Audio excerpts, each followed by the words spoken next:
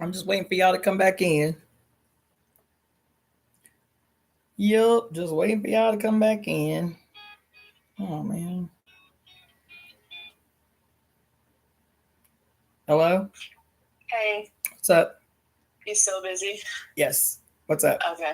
Nothing. I just wanted to tell you because I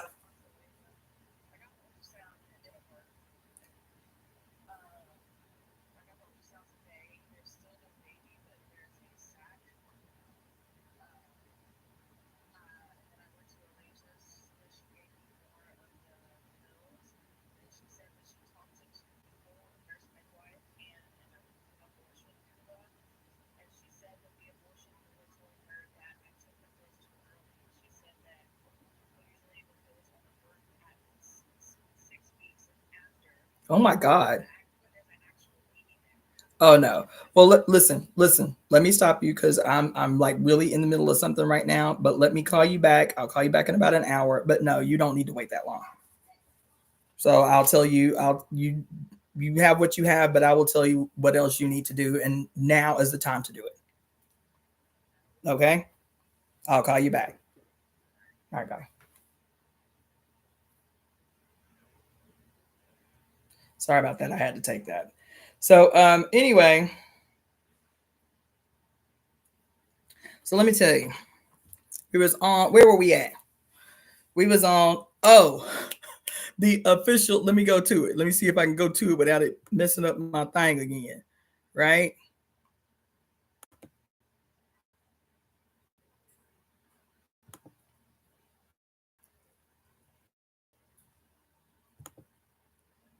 So it must be the website. So it must be the website. So I'm gonna have to X out of that. It must be. It might be like I don't know, copyright protected or something. But it's the website. It's Webster's Dictionary, and for some reason, it's not letting me. Maybe that's what it was. So let's just go to Wikipedia. I had to. So what ended up having to happen was I had to. No, that must be it. That's the only thing that I can make it make sense. Is maybe because it's Webster's Dictionary, like maybe it's copyright protected or something. I don't know, but I had to X out of it, and it still wouldn't let me come back on screen until I demonetized this video. So I went in and changed the settings to demonetize this video. So that little portion of it, I guess, whatever, it didn't show up, but that was the only thing that let me come back on. All right, so let's try Wikipedia. Yep. Okay.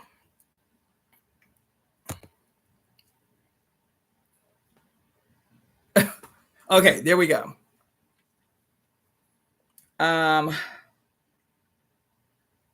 all right.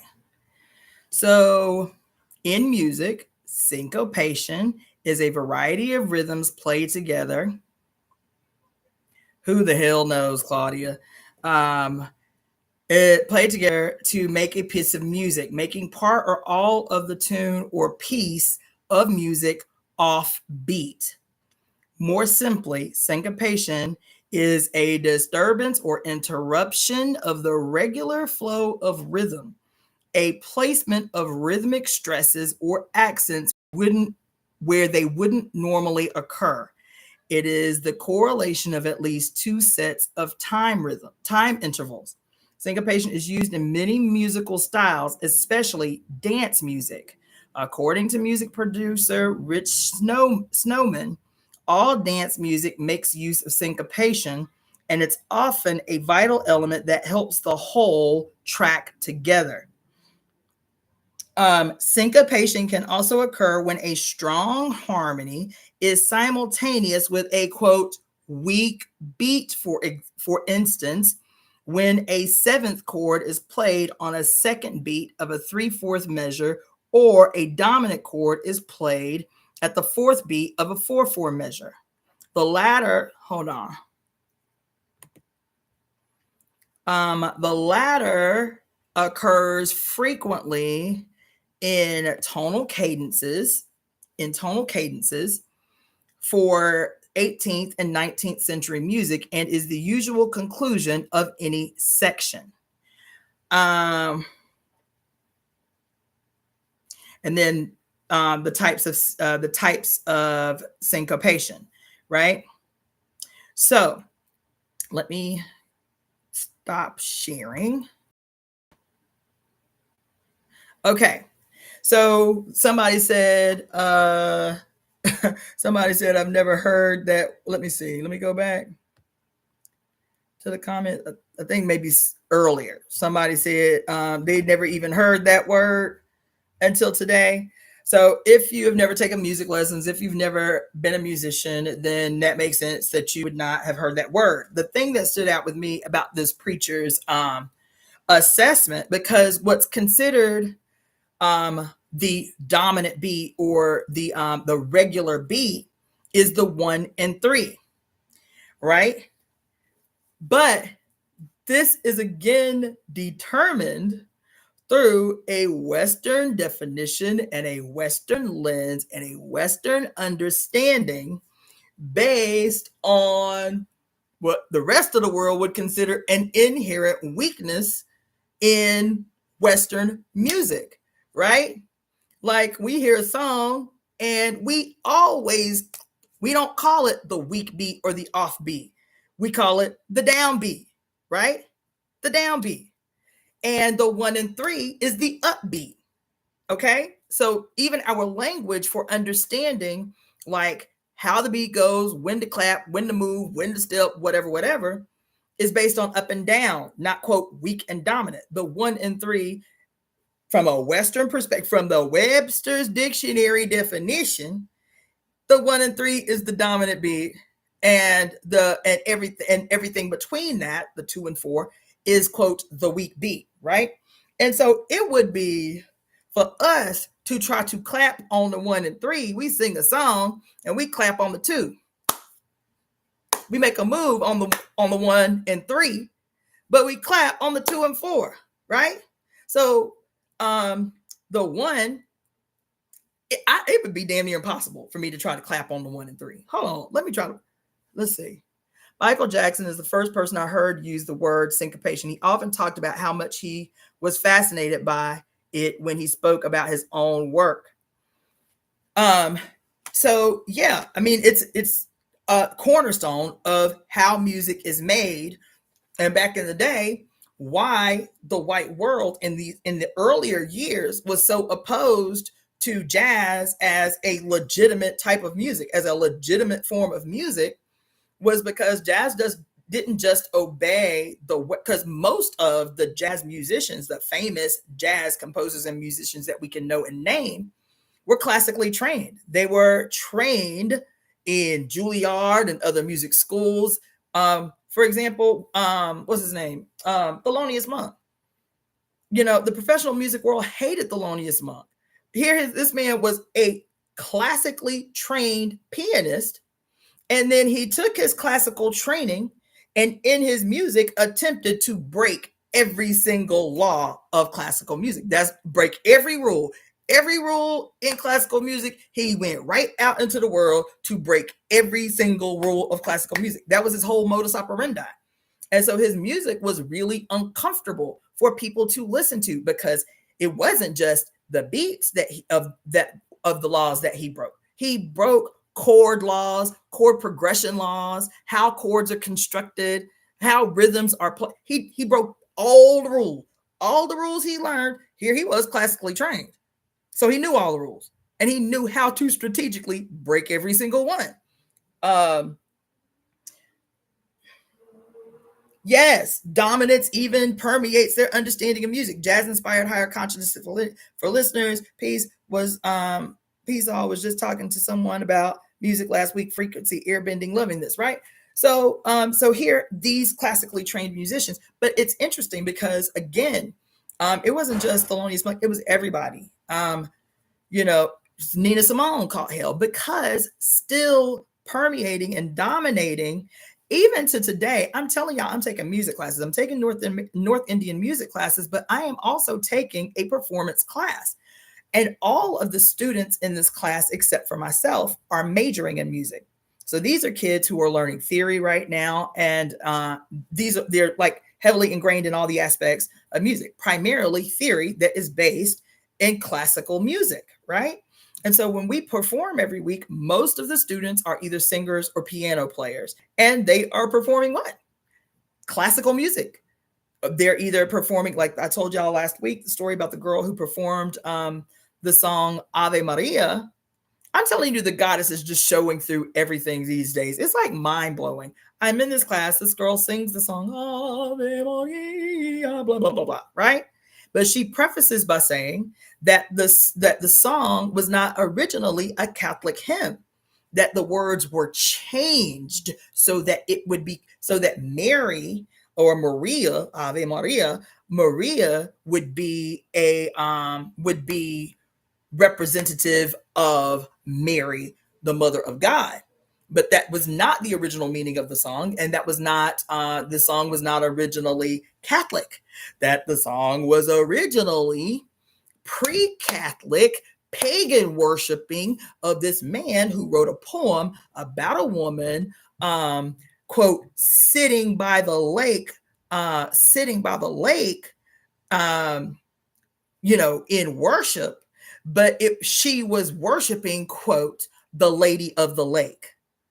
The lady of the lake. He was witnessing her in ceremony to the lady of the lake. And then the Christians took it, switched up the lyrics a little bit, and made it a hymn to honor Mary, the mother of God, or the Mary, the mother of Jesus. They flipped the script to hide the goddess. You feel me? So I was like, damn. But just within the context of what we're talking about, constraints of classical European music makes me itch. There are other forms of music that embodies pure expression.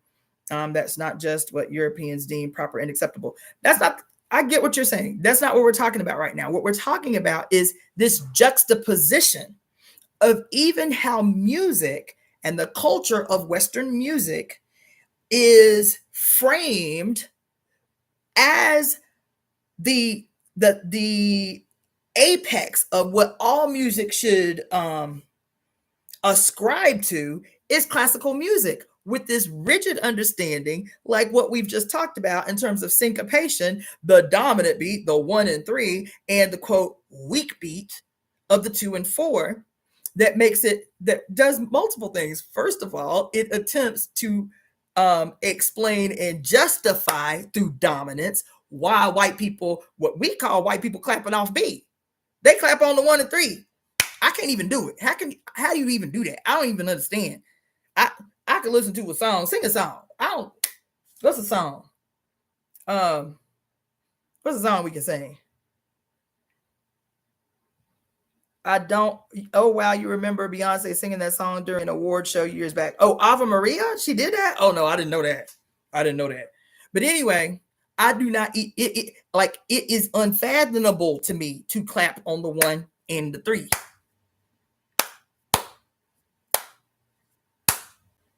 Like you can see me having a hard time, right? Clapping on the 1 and the 3. So even the language in music attempting to, and classical music, now I will say, I love classical music. I was trained classically. I still love classical music. But the thing that reconciles that in my own brain, classical music, is the controversies of classical music. You know what I'm saying? And then we don't have to get into that. But like, the conspiracy theories around classical music, how Mozart was biracial and Beethoven was biracial, and Black people were in Europe at the time, heavily influencing the music. And so that's a conspiracy theory for another day. However, this thing that this preacher just said about syncopation, according to all occult researchers, is the source of all occult power.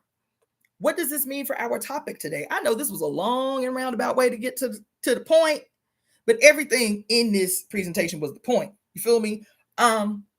If this is the case, and also, what did this preacher say? He said that syncopation is the source of all occult power, right? And that the reason that we should be wary of any music, quote, even contemporary Christian music that has the quote accent on the wrong beat. He said the accent on the wrong beat is the musical indicator that the devil is involved. You hear what I just said? This dude, literally in 5 minutes, just said that the reason that all Christians should be diligent about the music that they listen to, and I'm gonna tell you something else too, about the music that they listen to, is because the devil is in it all. If it ain't allowing you to clap on the 1 and 3, bitch, it's the devil's music. Oh my God, he just said that, y'all. If it does not allow for you to clap on the 1 and 3, because he said, what did he say? He said, if I say to you, I love Jesus, what do you hear? What do you think I mean? You love Jesus. Why? Is it because of what I said? He said, no, it's because of how you said it. He said, exactly. He said, now if I say I love Jesus, what would you think? You would think, he said, I would think you got something else going on. You got something sinister going on, right? He said, this is how we have to listen to music. We have to not just listen to the words, because people can be singing about Jesus and have something sinister going on. Because why? In his estimation, it's black and white. If you can't clap on the 1 and 3, if the primary beat ain't on the 1 and 3 for any music that you listen to, you listening to the devil's music. Child, you are laying yourself bare to be possessed by the spirit of the devil. You feel me? Now I'm oversimplifying, but he oversimplified, right? You can start off clapping on the 1 without the initial call. That's why it's off when they do it, but quick to call us wrong. They see evil everywhere in us. That's a fact. But it's interesting that this guy said this, because he also said that when the music is stressing the quote weak beat, he said, he was talking specifically about Christian contemporary music. He said, when you have Christian music that's using the devil beat, that's using syncopation, that's using the devil beat, he said, these people are moved by the music. They're dancing to the music. They are moved by the music, and they will call this the moving of the Holy Spirit. But what they are actually experiencing is possession. That's what he said. Child, that's what he said. That's what he said. You understand? Then there is another YouTube channel I told y'all I watch often because of when I was regularly doing the movie reviews. This is a Christian YouTube channel that that does what I do. They do movie breakdowns, but to show the devil. Like, they do movie breakdowns to show where the devil is hiding in movies. You feel me? And so I love watching their interpretations. They try to hide their weakness as strength and tell us our strengths are weaknesses. Yes, Zoe, that's what I'm talking about. But I watch this Christian this YouTube channel, because they tell on themselves all the time. When they are, quote, breaking down modern movies, they tell on themselves all the time. The level of disconnect is sobering, right? But I watched it's called Little Light Studios. And this one was about music. Typically, theirs is always about 90% of the time it's about movies. Sometimes they will talk about music or musicians, right? Little Light Studios. And this particular video was about casting spells over music. And the guy recalls an interview by a music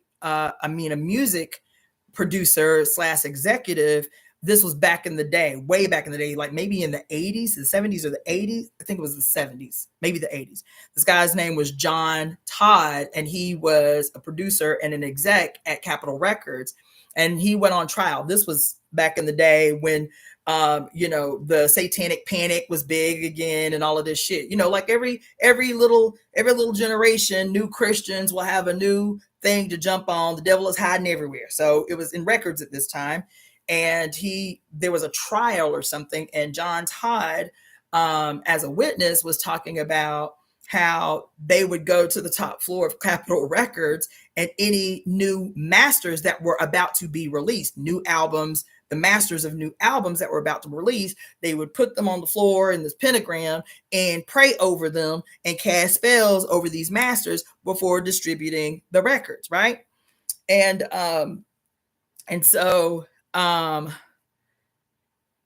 the guy made a quote. He said, if you want to know what demons are hiding in your house, start with what's in your record collection.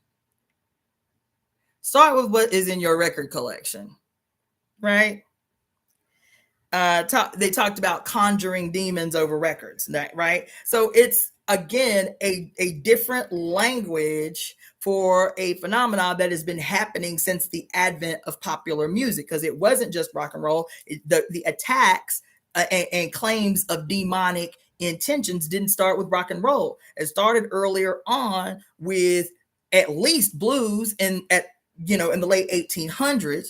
But ever since they came into contact with colored folks is when they started talking about devils hiding in colored people music. You feel me? Because everywhere, it ain't just here, whether it was the natives and them singing tribal songs or war songs, the devil was in it. Whether it was the original people of fucking New Zealand or Australia, the devil was in it. Anything that was not them, the devil was in it. You feel me? So this is not a new thing. This is an old repetition of language. However, this is the first real time that we're seeing a quote black spin on this old idea of the devil being hidden in music, right?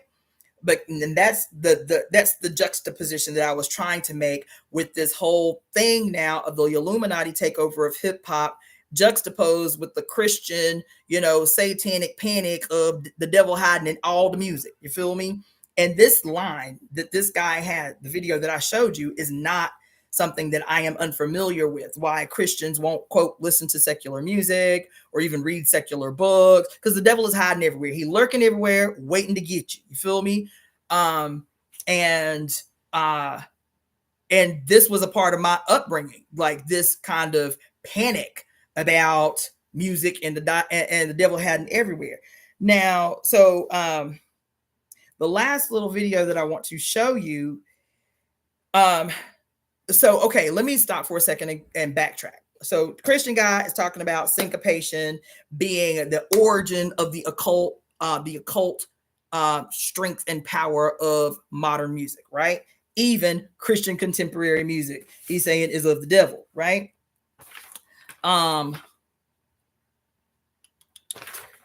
And the juxtaposition and going back to the Illuminati takeover of hip hop. Like I said, when I first saw the, actually, hold on.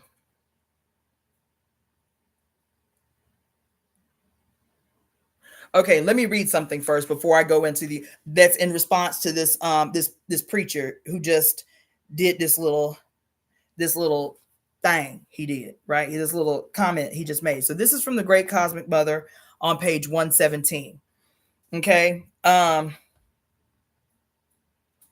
So on Crete, the sacred ring dances were performed. Naked women dancers, arms linked, circled within an area enclosed by the sacred horns of consecration.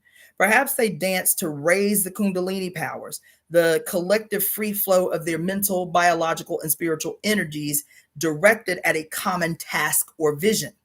The dance is a recreation of the goddess's original cosmic dance of creation, which is clockwise, and dissolution, which is counterclockwise. We don't know what kind of power was generated by these dances, but we can guess. Some other forms of energy, real technological power, can be produced by tapping the terrestrial and cosmic energy currents and consciously directing their flow. When the psychic powers, body, mind, and spirit, are correctly concentrated, magical results are possible. All existence is the result of vibration of elements. All matter consists of cosmic light and sound waves vibrating at different speeds. The pure sound of the element in the elemental composition. Sufis believe that by sound, one is able to affect and perhaps control the elements. This is an ongoing theme. Let me write that down.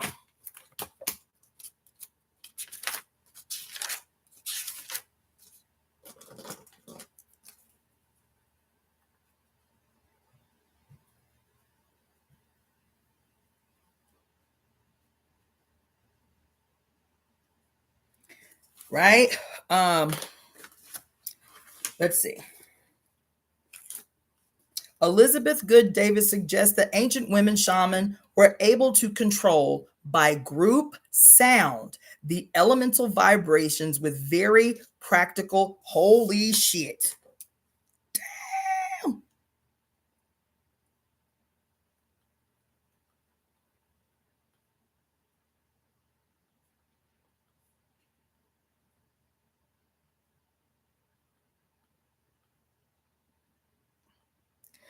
Listen, let's see. The elements, let's see, vibrational, let's see. Elizabeth Good Davis suggests that ancient women shamans were able to control by group sound the elemental vibrations with very practical results. Indeed, legends from the Near East, Europe, and Britain tell of great stones being raised, huge megalithic structures built by magic use of sound alone. In one legend, large stones are set floating in the air by women playing sacred pipes. Rocking stones, poised in such a way that they moved at a touch, perfectly balanced, were used for divination and magic. Oracles, always women, were inspired by the sound of the stones rocking and the energy it created. Such rocking stones can still be found throughout the countryside of Britain and the Breton coast of France. How were those cyclopean walls of Jericho? Listen, how were those cyclopean walls of Jericho and Malta built? Holy shit.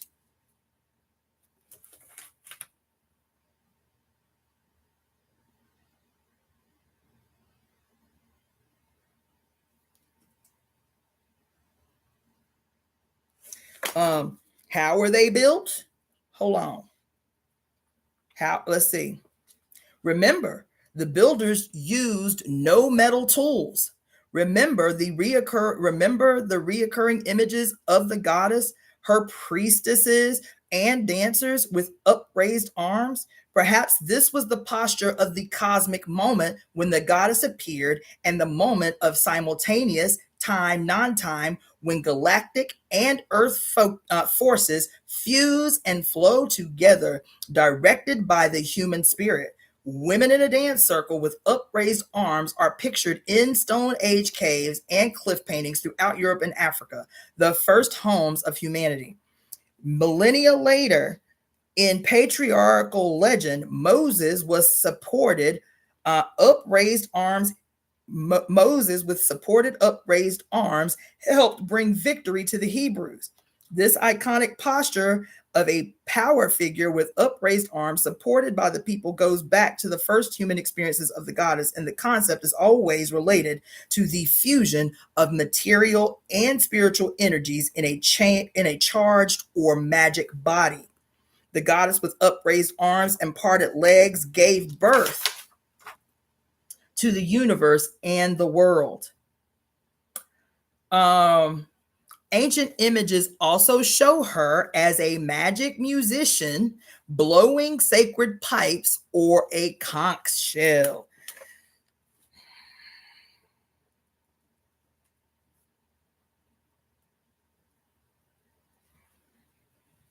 A magic musician. Yes, I'm reading The Great Cosmic Mother on page 118. As a magic musician blowing pipes and a conch shell.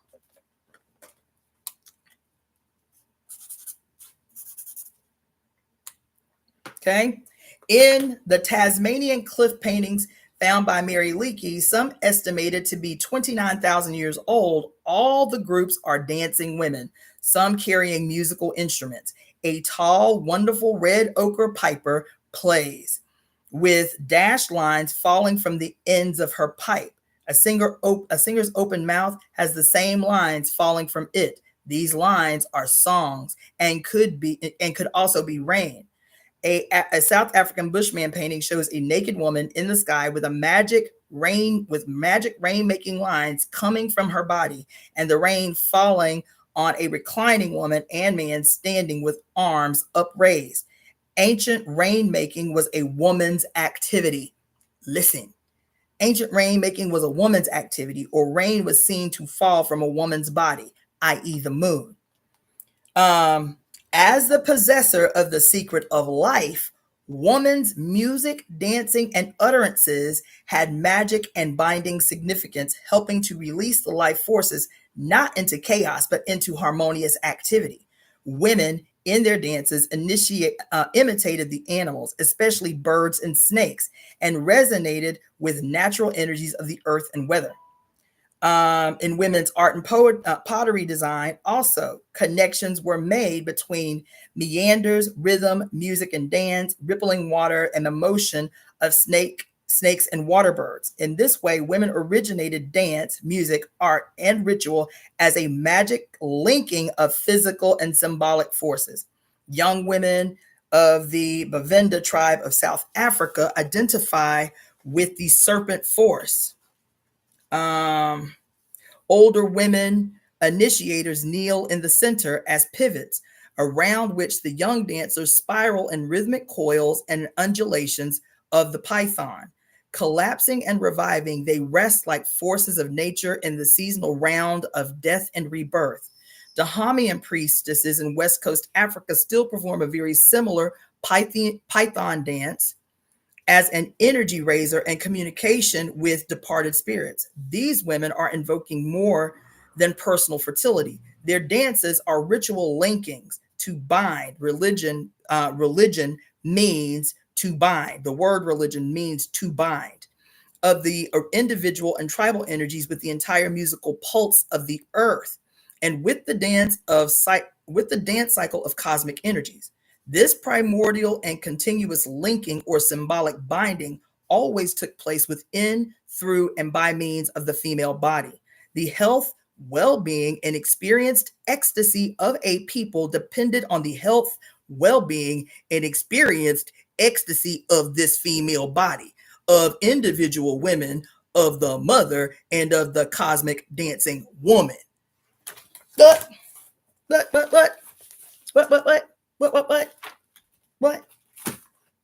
Okay. And let's see.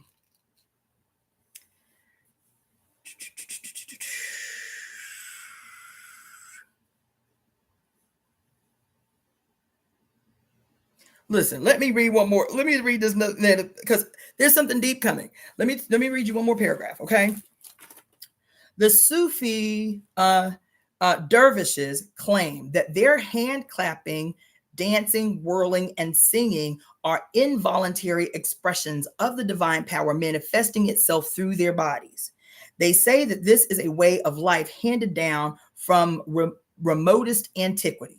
This training in ecstasy was designed to produce the perfect woman or man within this world, not out of it. Sufi dancing is a vehicle for self-realization and experience of the self's joyous union within the larger self of the universe. The dervishes developed their ecstatic rites against the background of a moralistically strict and misogynistic Islam. Comes from the same places. So Sufis developed their ecstatic rites within the background of the moralistically strict and misogynistic Islam. Were they reconnecting in a patriarchal melee with ancient matriarchal rites of ecstatic women shamans? Their teaching is based on the concept of essence. Quote, she or he who knows her essential self, or he who knows his essential self knows God.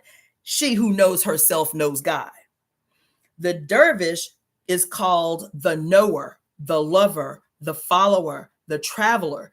Dervish itself means poor man or waiting at the doors of enlightenment. Are Sufis the inheritors of some of the rites of the ancient great goddess? They are. Even as the Essenes were originally ecstatic worshippers in the temple of Artemis or at Ephesus, the Sufi ceremonial axe is an Amazonian labors, a bronze double crescent of the goddess, direct descendant of the double axes used by the priestesses on matriarchal Crete. In Sufi belief, there is a form of superior mental activity available to human beings, and its power can be manifested on the plane of daily life. But most people cannot open to this mental power because our psychic energies are blocked by rigid, conventional, and dualistic thought habits. This superconsciousness includes precognition, telepathy, bilocation, the ability to exist in two places at once. Sufis encourage poetic thinking and language and specialize in making startling and cryptic utterances. This has given them a reputation as socially unrealistic and even mad. In fact, they are female.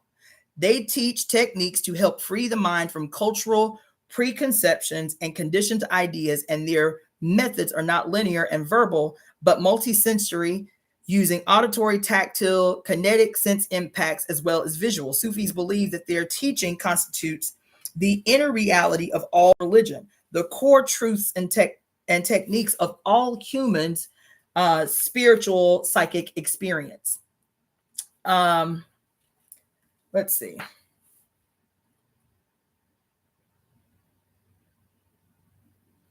Because this goes on. Hold on.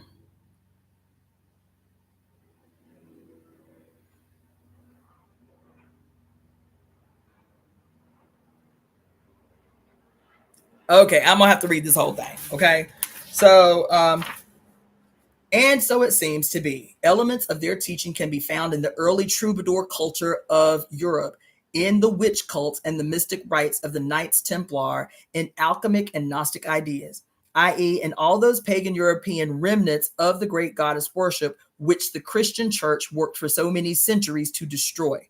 Many of the same core techniques are found among Native Americans, Siberian shamanic cultures, Haitian voodoo cults, and what remains of African magic religion, especially among the Dahomey and the other West Coast African goddess people.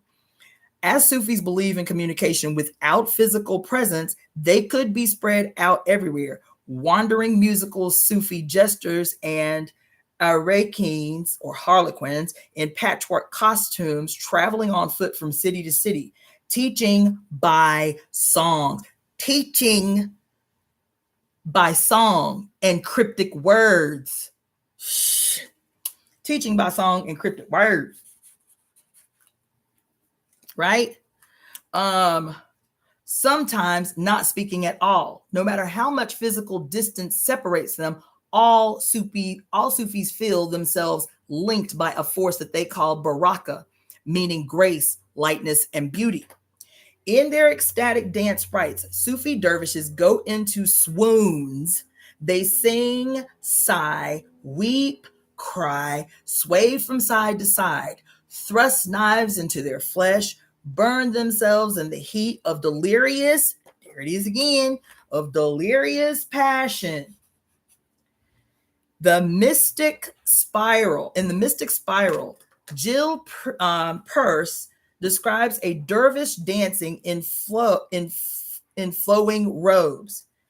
Quote, the dervish starts his dance with his arms crossed over his breast, suggesting a junction in the heart of the descending and ascending vortices, the ancient attitude posture of the goddess. He has his left foot firmly earth, representing the still axis. By moving his right foot, he begins like a planet to turn on his own axis, while revolving with his fellows around a central sun, leading the dervish.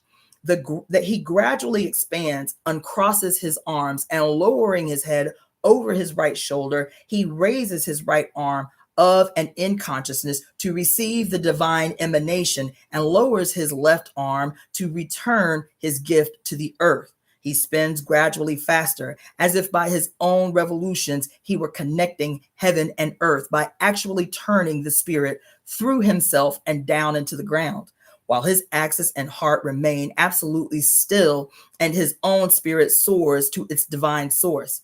The greater his ecstasy, his expansion and speed, the wider his skirt extends.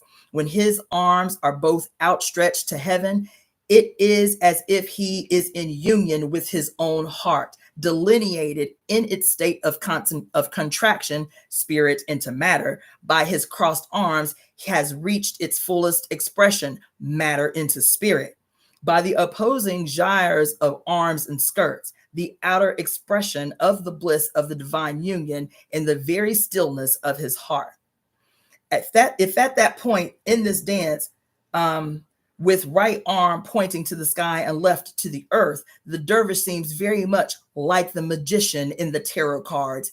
It is because they come from the same place and have the same meaning. The Paleolithic male shaman in animal skins and mask stood in the same posture, holding up the lunar baton de commandment, borrowed from the women's mysteries to be his androgynous sign of power.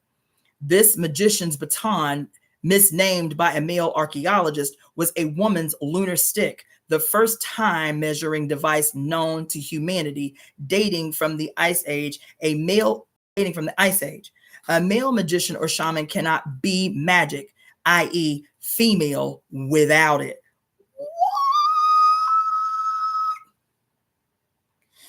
Other forms of ecstatic dancing come down to us from the Near East, Thrace, the Mediterranean, preserved in Greek legend. One of these is the ecstatic dance of the Bacchantes, which is Bacchus is the name of Dionysus once the Romans conquered. So Dionysus as a god became Bacchus, right?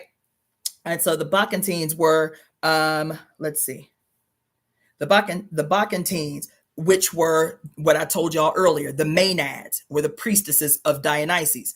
Under Bacchus' rule in Rome, they became the Bacchantes or the Bacchantes, which were the wild women intoxicated by chewing ivy leaves and mushrooms sacred to Dionysus. Y'all heard? Y'all heard?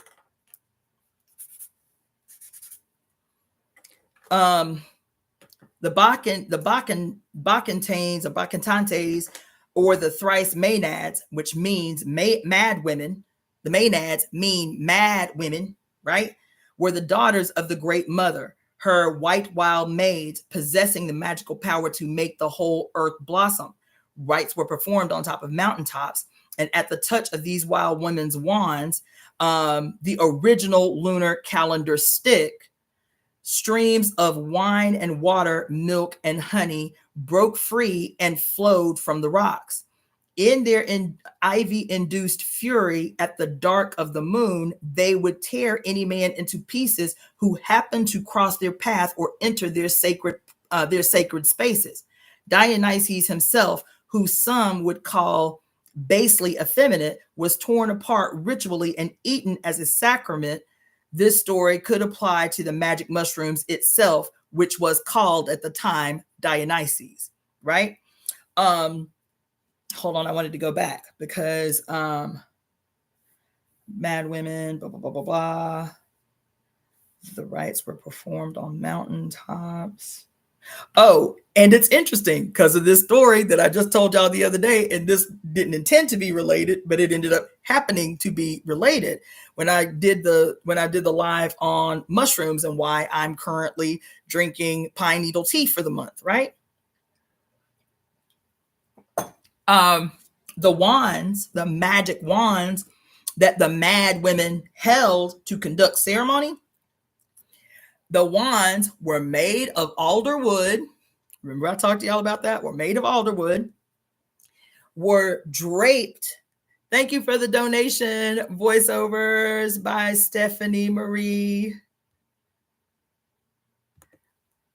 The wands that the priestesses of Dionysus carried to conduct ritual were made out of alder wood, were draped in ivy binds, because that's what induced the quote madness, the ceremonial madness, and were topped with a pine cone. Remember, we were talking about the Catholic Church using the symbol of the pine cone, and how Enki used the pine cone on top of a staff. All of them have this pine cone on top of a staff. The Maenads' magic wand was alder wood topped with a pine cone and draped in ivy, right? And these all predate Catholicism. Okay. The cult of Dionysus and the wild women was popular with the common people, especially those in the countryside, far into Roman times. Central to this cult was the ancient mushroom mysteries, the communal eating of hallucinogenic psilocybin, literally called the body of Dionysus, the spotted scarlet flycap, or Amanita muscaria, which was referred, this was a psychedelic referred to as Christ's body. This is before Christ, was referred to as Christ's bodies by the before Christianity, because Christ was before Christianity.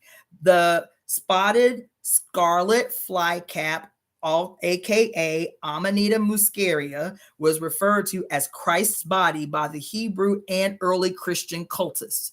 There is no doubt that all ancient religious experience associated with, if it did not originate in, hallucinogenic experience, and that this was under the tutelage of women, the Great Stone Age pharmacologists.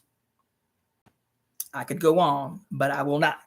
But I wanted to read that part that I read to you, mostly about the upraised arms, the theory behind the moving of great objects, the technological use of singing, song, and dancing to create a force that could be used technologically. And so this also is the explanation that is used. I've heard it used by people who weren't talking about all the great structures weren't built by aliens. Like all those cats who be talking about all the great ancient structures were built by aliens. They ain't them. So I have heard the discussion when people are trying to figure out how the pyramids were built, and how how Stonehenge was built, and how and how all of these other things were built. One explanation that I heard was of sound technology. These sound shamans, these female sound shamans that she talks about here, that had a technology that could move and lift heavy objects, right? And so that was that I needed to mention, because I saw another video this week about, and also that was what I was going to get to. So she mentioned in there the walls of Jericho. Y'all remember the story of the walls of Jericho, right? How did the walls of Jericho? Listen, I meant to go into that a little deeper. But how does the Bible say the walls of Jericho finally came down? Somebody go to church with me. How did the walls of Jericho finally come down? Patricia Taylor says, so the land of milk and honey was inhabited by women. Turning water into wine was women's magic. Yes, yes, yes. And you can ask if Jesus was taught by priestesses. I will reiterate what I always say. Jesus was not real. Jesus was not a real person. Jesus is a metaphor for the sun in the age of Pisces. And so that, that, you know what I'm saying? In terms of that question. Thank you so much, voiceovers by Stephanie Marie. Let's see. The walls of Jericho came down, that's right, with trumpets and sound, trumpets and song, trumpets and song, trumpets and song. Not only that, what else? Because it wasn't just the trumpets and song. Anybody else remember what else? There was a third component. It was the trumpets, there was the singing, and there was one more component that made the walls come down. Anybody remember? Anybody?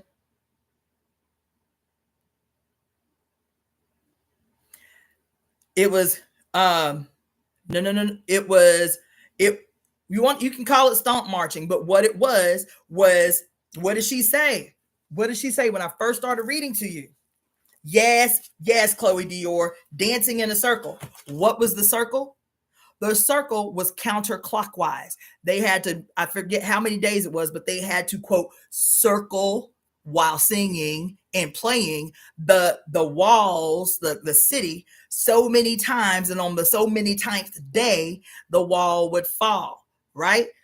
She said here that they were that the goddesses, that they were recreating the naked women shaman who are making shit happen in the material world were doing that dance through the dance, through recreating the dance. Okay, the dance is a recreation of the goddess's original cosmic dance of creation, which is clockwise, and dissolution, destruction, dissolving, which is counterclockwise. To deconstruct, to dissolve, to destroy something is to move around it counterclockwise. And to create something is to move, quote, dance around it clockwise. She just said that. She just said that. And so the walls of Jericho, the whole wall, the city that had never been penetrated according to the Bible, was impenetrable. They didn't have to storm the gates and what you call it, face the archers from the tops of the gates. They blew the trumpet, sang the song, and moved around that joint counterclockwise so many times. And on the whatever date, I think it was like the 12th date, the walls crumbled to the ground, right? So this idea of destruction and creation based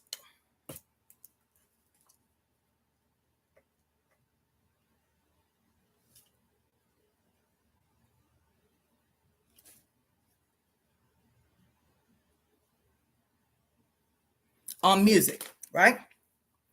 Based on music, based on sound. The Sufis. So I love Sufi music. And you should Google some videos of like Sufi dancers. It's really beautiful. But the interesting thing is, even though it's it evolved out of this, out of Islam, which is its cult, it's in the same place culturally, it is, even with the men will tell you that it is based on this ancient memory of women in power, of the goddess, of matriarchal societies. Yet when you start Googling Sufi singers and Sufi dancers, the art form, the dances, and it's beautiful. The dances are beautiful. These men wear these long skirts with pants underneath. So when they dance and they get into the dance, the skirt flies almost horizontally. That's part of the dance, right? And she just described the dance. But the majority, the great majority of the performers of this, quote, sacred goddess-centered dance are male. They dominate the space. They dominate the space performance-wise. They dominate the space, music-wise and dance-wise. So even though it's really beautiful, and I have so much Sufi music saved in my playlist, it's still patriarchy reigns supreme. So it's beautiful. The poetry is extraordinary, but it's still a space dominated by males, right? Okay, so what did I want to? Okay, so I was reading that within the context of what we were discussing earlier, which was, this whole thing about the Illuminati takeover of hip hop. So I got everything off there. Okay.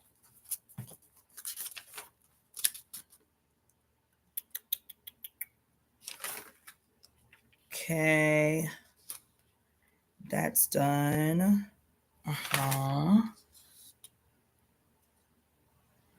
And then I did a Google search. I didn't write them all down, but some of them I want to talk to you about. Gods and goddesses of music. The one place I found was like 37 from around the globe that they could name right away. I'm just going to name these off really quick, but they're interesting. Apollo, I mentioned. Apollo is considered the god of music, poetry, and prophecy. There it goes again.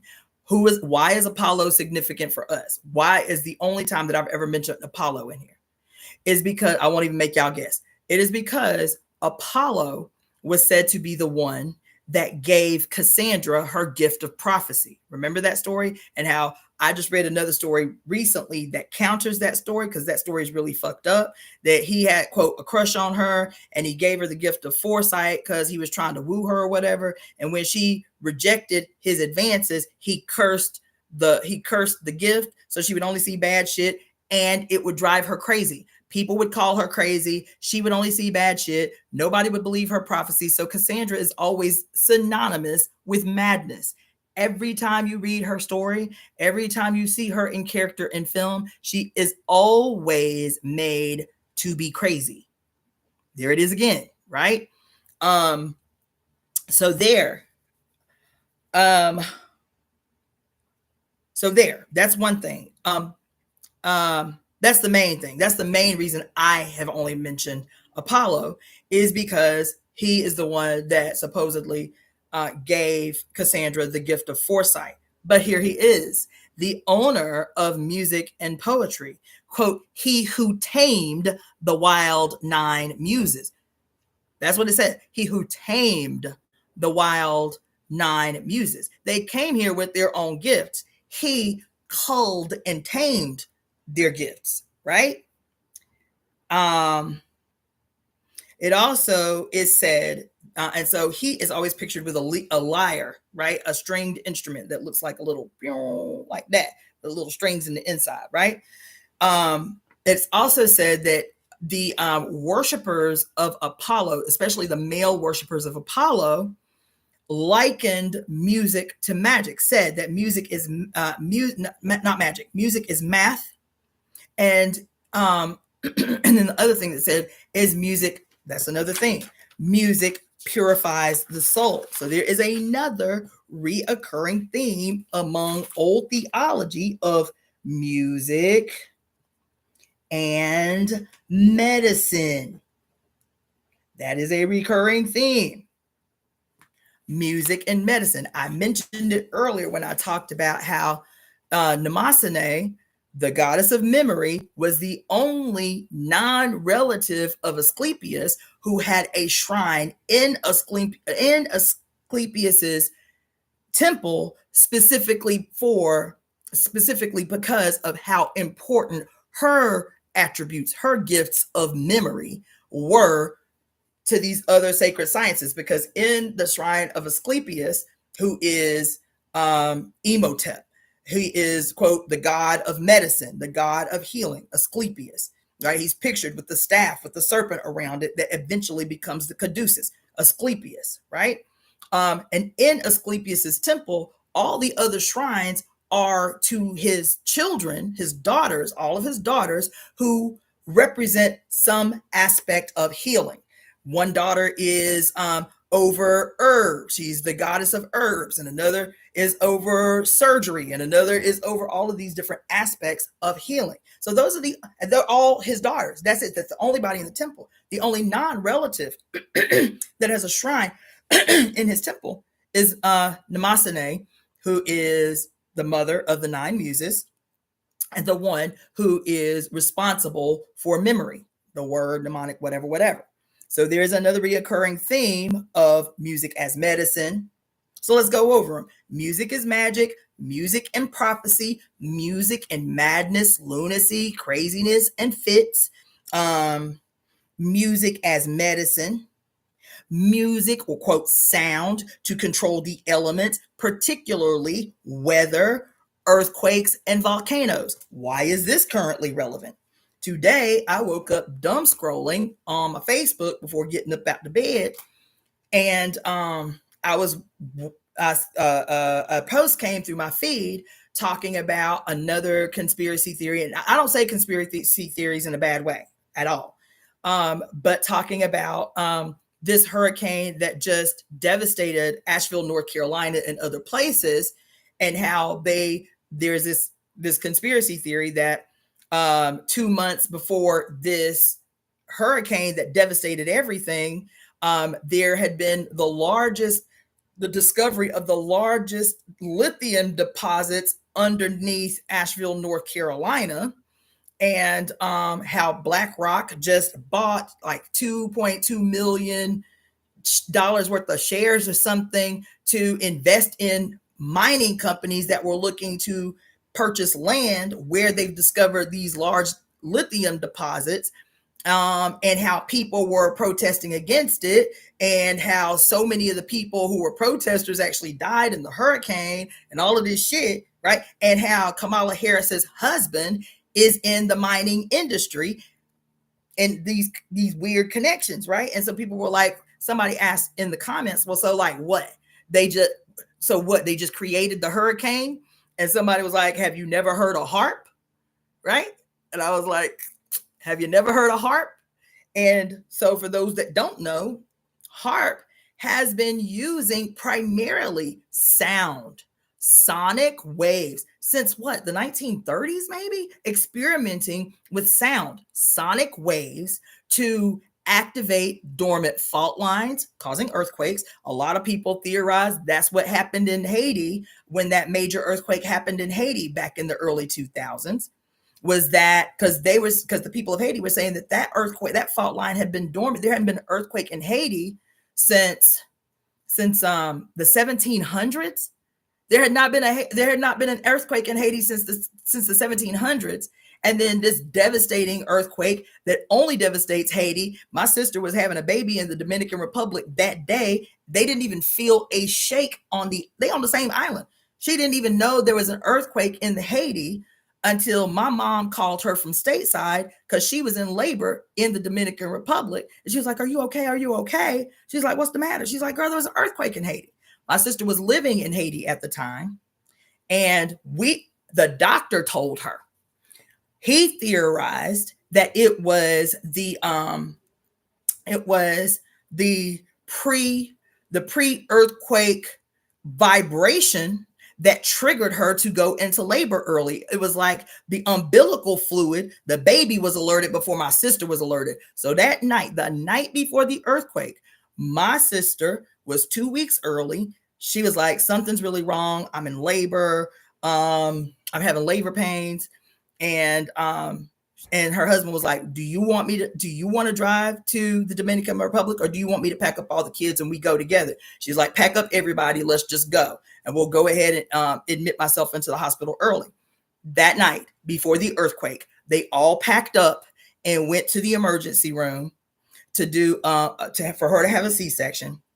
And my mom called because the next morning was that earthquake. My mom called hysterical because she was supposed to be taking her first flight ever to be with Erica for her scheduled C-section in 2 weeks. And she was hysterical because she was like, oh my God, should I go? Whatever. But yeah, the baby felt the earthquake before everybody else did and was a warning. Sent them to the Dominican Republic where they were safe from the most devastating event to happen in Haiti. And the staggering multiplicity of impacts after the original shock of the earthquake that Haiti experienced, whether it was the cholera outbreak brought from fucked up UN assistance, the UN so-called peacekeepers blocking entry from Mexico and from Venezuela who wanted to come in and help. It was a whole cascade for a couple of years of negative impacts from that earthquake that everybody was certain was caused by HAARP. I think even Hugo Chavez made a statement saying as much, that it felt like something that was orchestrated, sending sound waves into the earth to trigger dormant earthquakes. Same idea by conspiracy theorists is what explains that massive tsunami that happened in Indonesia many years back, in the early 2000s, triggering dormant fault lines underneath the ocean to trigger that tsunami. You feel me? So here we are again talking about music as spells, acting brand new when we read a story about how the ancient people knew women's, especially shamanic women, their relationship to the physical world and their ability to impact the physical world, especially weather. Right? We talked about the walls of Jericho. That ain't the only thing. That ain't the only time that happened in the Bible, by the way. But the walls of Jericho is the one that we most remember. And then music as an instrument of both creation and destruction. Music as an instrument of both creation and destruction. So when I say music, I'm talking about sound. I say that interchangeably. Music as an instrument of creation and destruction. That's what we got so far. So I was talking about the gods and goddesses. So Pan, or the satyr, which is the half man, half goat dude, better known as our friend Capricorn.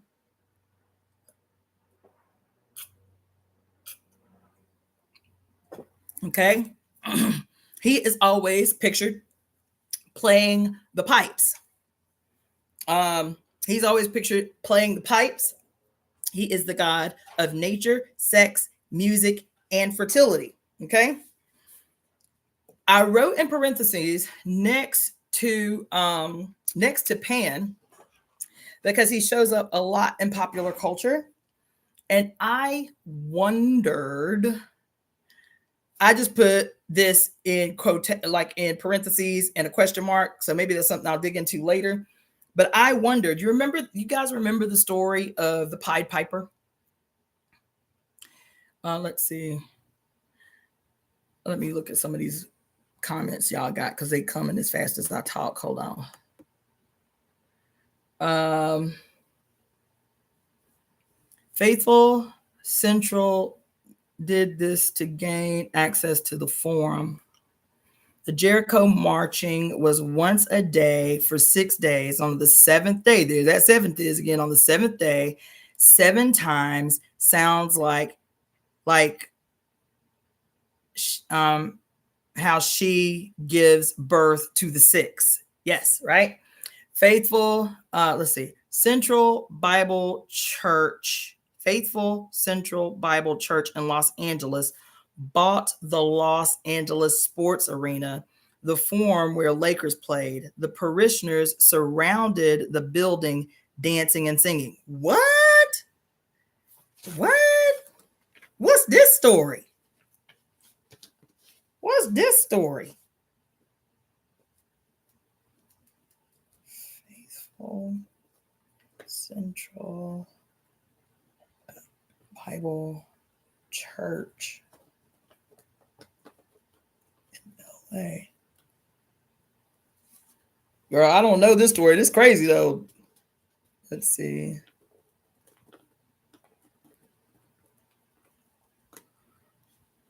That's wild, Chloe Dior. You have to send me some links or something. That sounds like another wormhole to go into.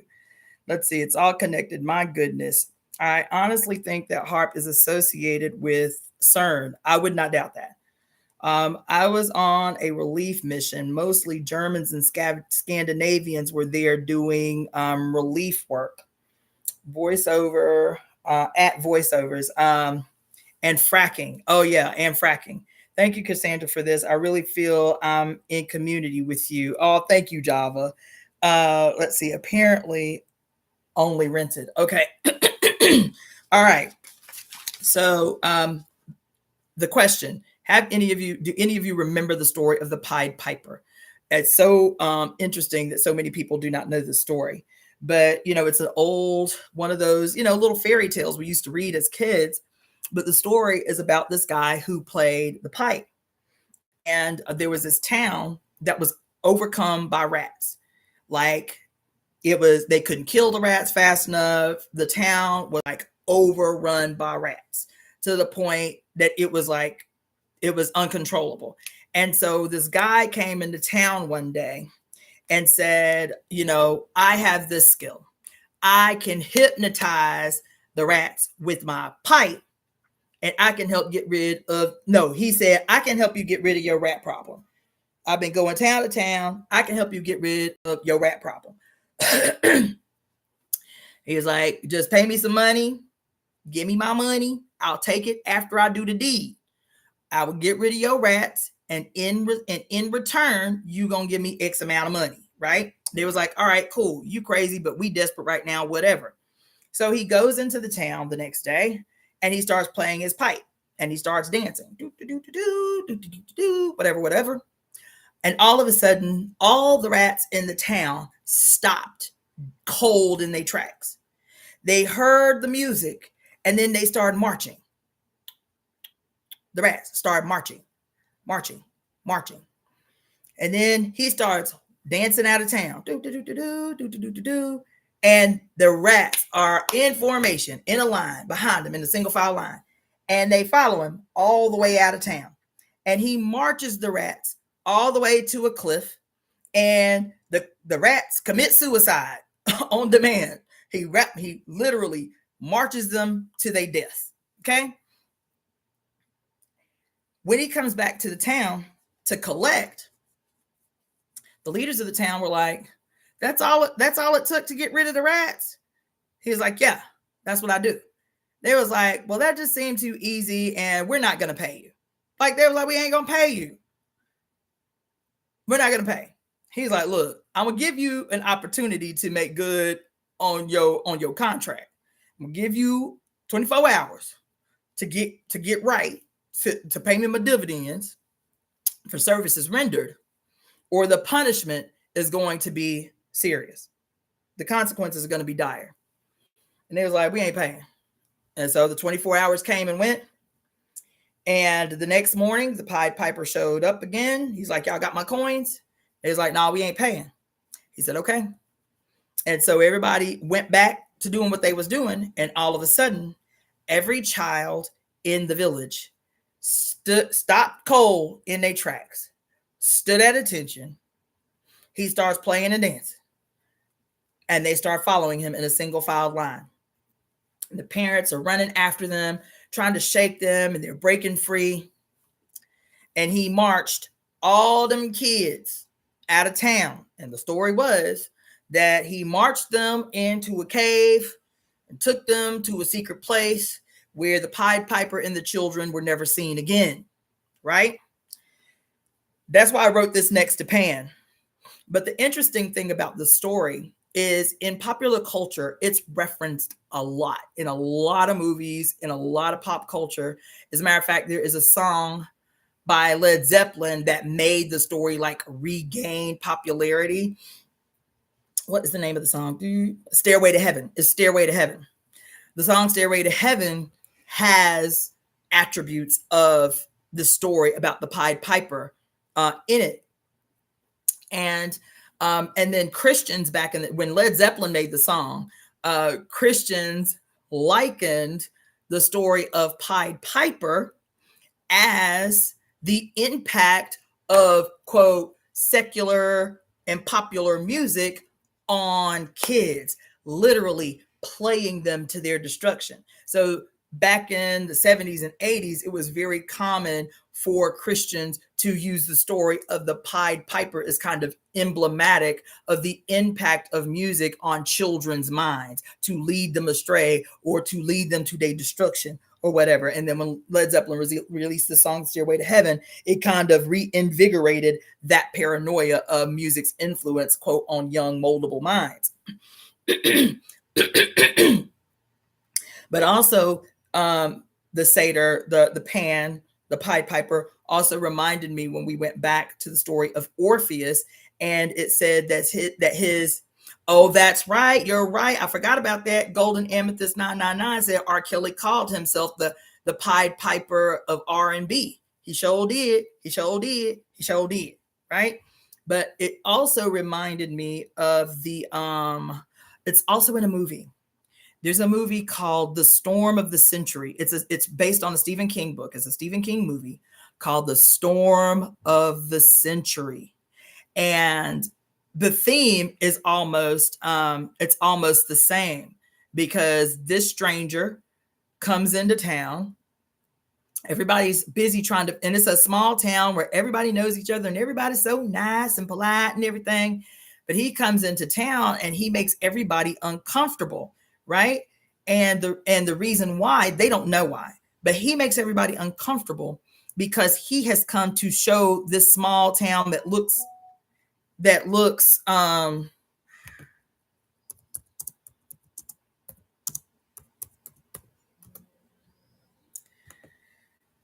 He has come into this town that on the outside in looks like just a really nice town where everybody's just nice and it's just nice, right? But he has actually come into town to show everybody their shit. That everybody in the town has secrets. And he comes into the town to show everybody they shit. And then he gives them a proposition about what it's going to take to make him leave. But he has, he has come up with a solution. Y'all want me out of here? You understand? Because he's showing everybody these shit. Anyway, go watch it. The Storm of the Century by Stephen King.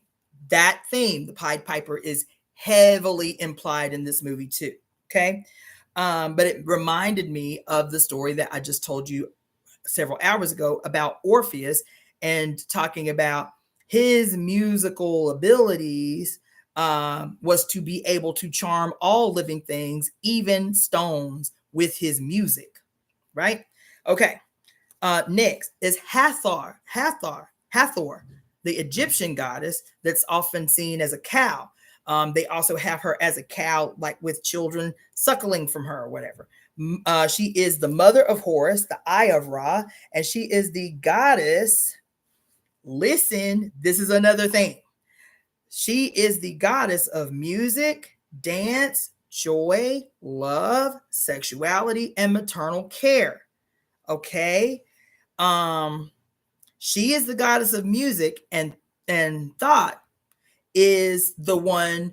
So even though he is not over music, he is the one that is said to have invented the harp, which she plays. Okay. Let me go over these, and then I'll say something about Hathor.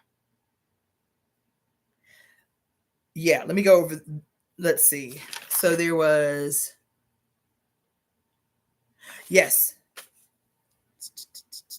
Okay, so I'm going to go back to Hathor because there's something important. But the other Egyptian gods of music is Ihy, which is spelled Ihy, is the Lord of Vibration. The Lord of Vibration, right? And he is pictured holding a sistrum, which is like a lyre. It's like but it's smaller. It's like a rattler, right? It's made out of brass or gold, and it's a stringed instrument that has these like little, like almost like what we would call a tambourine now, but it's flat like a rattle. It's like what we would call a tambourine. He is the Lord of Vibration, the sistrum, and he, as the Lord of Vibration, creates songs that help gods and humans connect through music. Gods and humans connect through music. This is Ihy or Ihy. Bes is a war god, a dwarf god called a war god, but he is also over music, dance, war, and childbirth. But the reason that he goes to war is to fight evil and destroy demons. So he might be war music. He might be the god of war music, right? Then the last Egyptian god of music is Meret, who is the goddess of rejoicing, song, dance, and music. She is the wife of Hapi, who is the god of the Nile, who helps humans achieve happiness through the arts. Okay, now let's go back to Hathor, because this is another recurring theme. Okay. Hathor, right? Mother of Horus, eye of Ra, dance, music, joy, love, sexuality, and maternal care. It is said that the music that she produces has the power to raise the dead. Music, that's another theme we're going to write down. Music, this is a big one. Music and resurrection.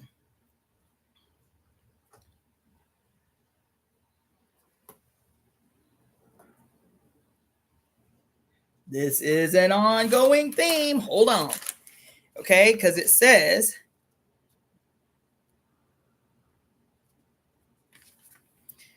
that the music produced by Hathor raises the dead. Let's go on. Oshun is another goddess of music. She is the goddess of fertility, music, and dance. It is said that she uses music as medicine, Oshun, and it also says that the music that she produces raises the dead or brings people back from the dead. It may be, Tajali, is this where speaking life into a man comes from? Oshun's music has the ability to raise the dead. There are two deities from Mesopotamia, Ninata and Kulita. These two goddesses are the Mesopotamian goddesses of divine music whose sole purpose is to raise the dead. There was another one. Hold on. Yeah, no, Apollo's music purifies the soul. But there you go. Hathor's music raises the dead.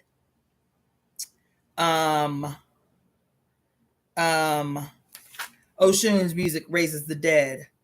And Ninata and Kulita's music raises the dead, right? Then, let's see.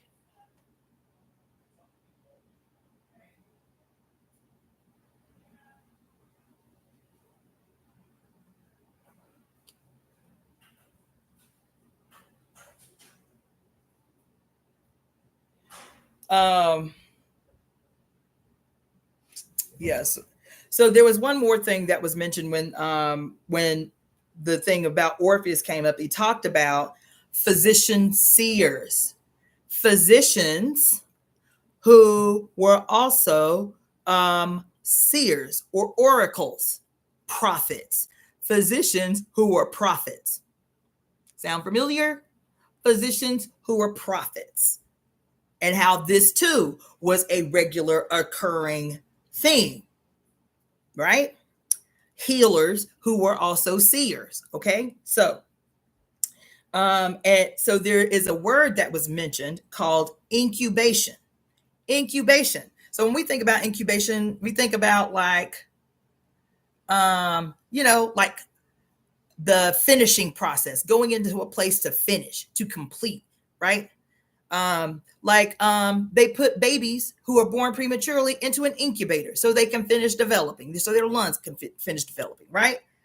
Incubation actually the origin of the word is a religious practice of sleeping in a sacred space or area with the intention of experiencing a divinely inspired dream or cure.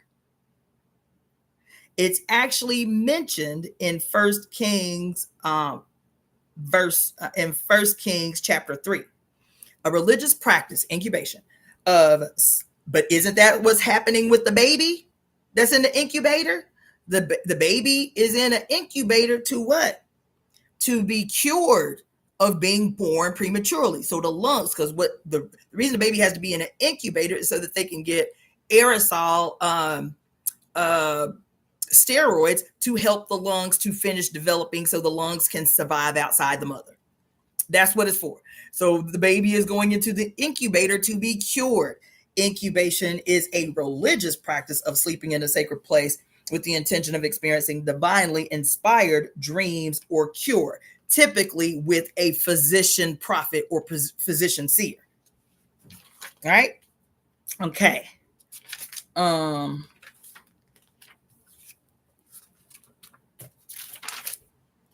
Okay, so let's go back. Okay, so the Illuminati takeover of hip hop and rock and roll is the devil's music. Okay, this is how I'm gonna wrap it up. I'm gonna show y'all one more video, which is great. This kid doesn't know what he's on to, but he's on to something. I'm gonna show it to you now.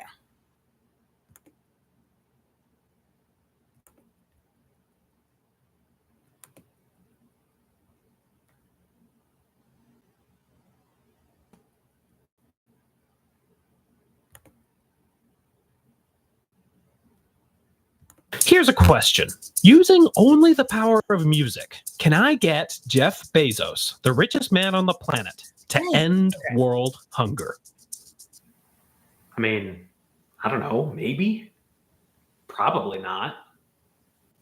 But heck if I'm not gonna try anyway.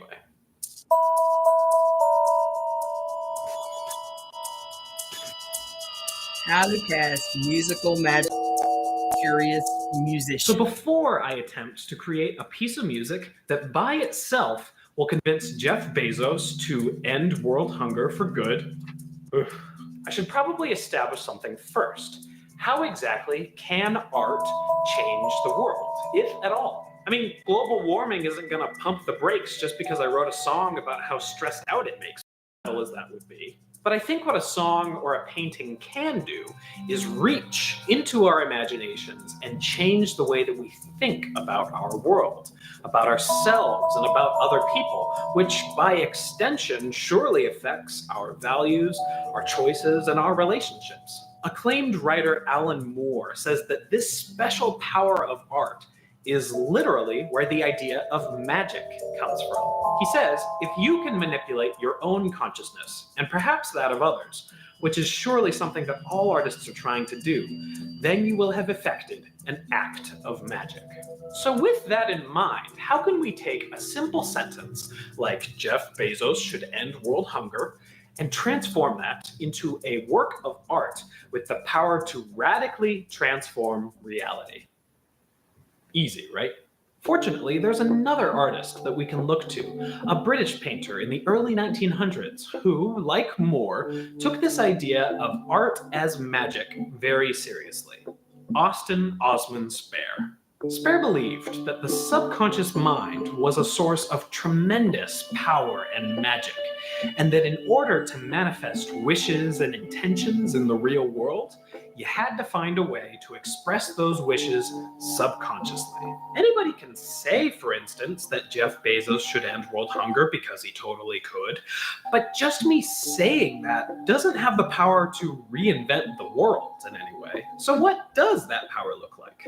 Well, think about the letter M for a moment. Nothing too special, right? Pretty unassuming, but tweak it just a bit, and all of a sudden, you have one of the most powerful and influential symbols in the modern world.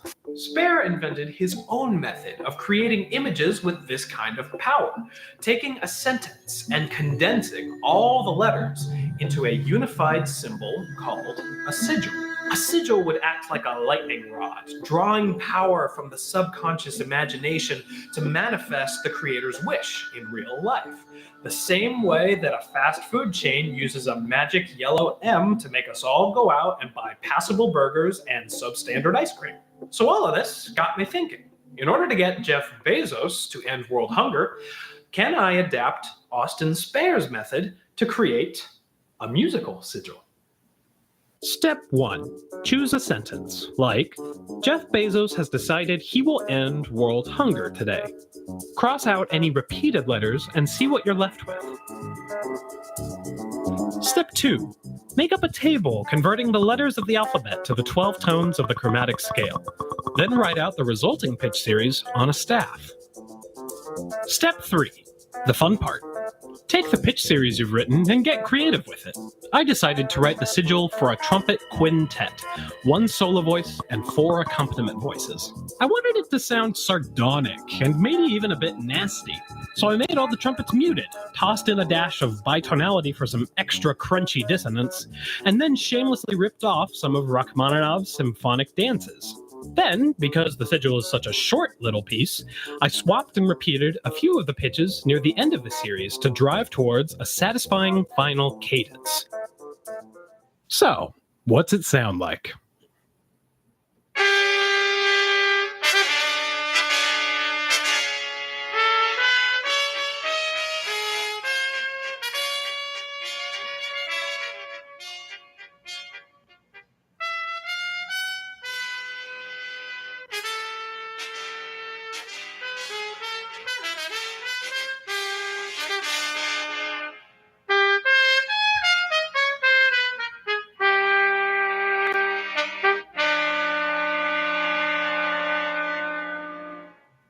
Now, after creating this sigil and casting it out into the internet, will Mr. Bezos wake up tomorrow morning and suddenly decide he's going to end world hunger?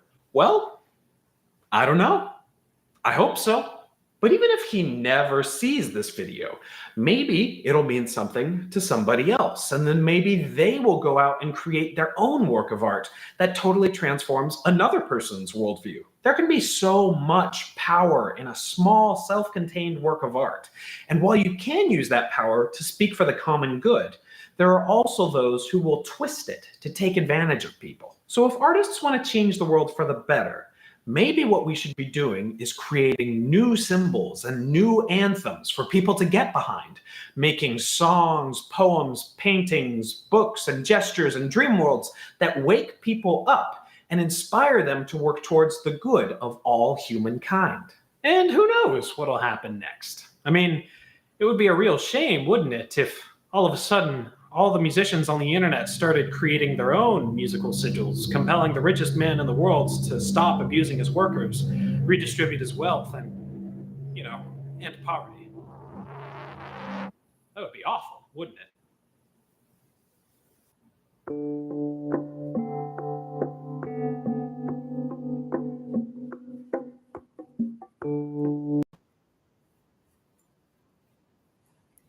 So there we go.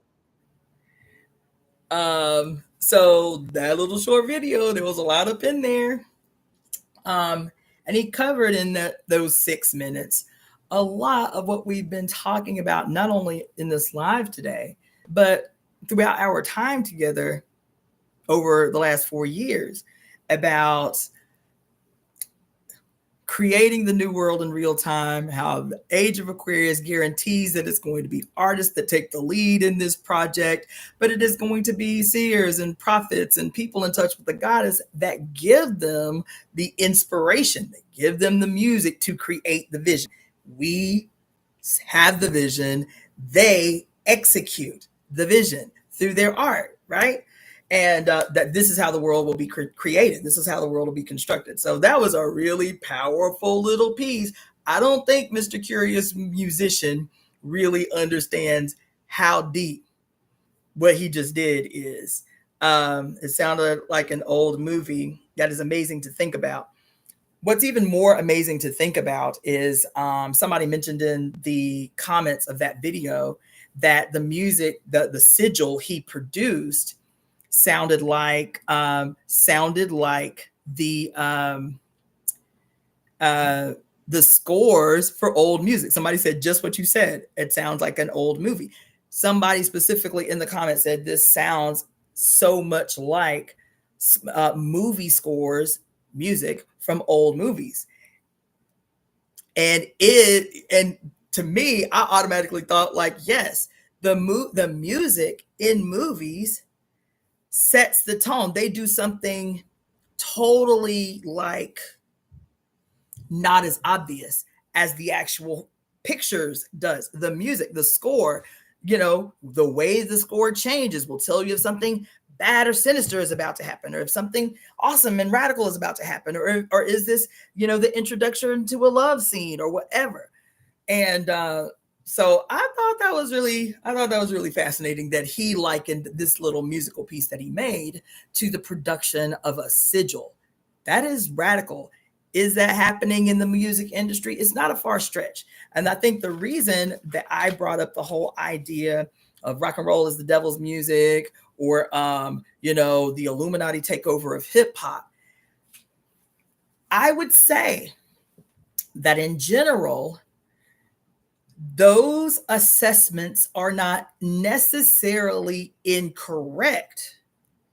The worldview the worldview given rise to those two ideas, the Illuminati takeover of hip hop and rock and roll is the devil's music, it is the worldview that makes the conclusion that they come to incorrect, right?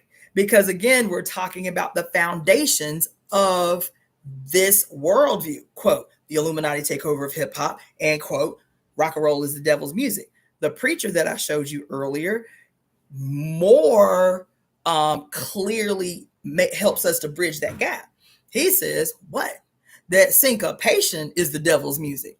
That bitch, if it is not white, meaning it does not allow you to clap on the 1 and 3, that if the dominant notes are on the 1 and 3, it's the devil's music. I don't care what it is. Jazz, blues, gospel, hip hop, whatever. In the church I grew up in, we could not listen to gospel music. Black gospel music, we could not listen to black gospel music. That was devil's music. 5:30.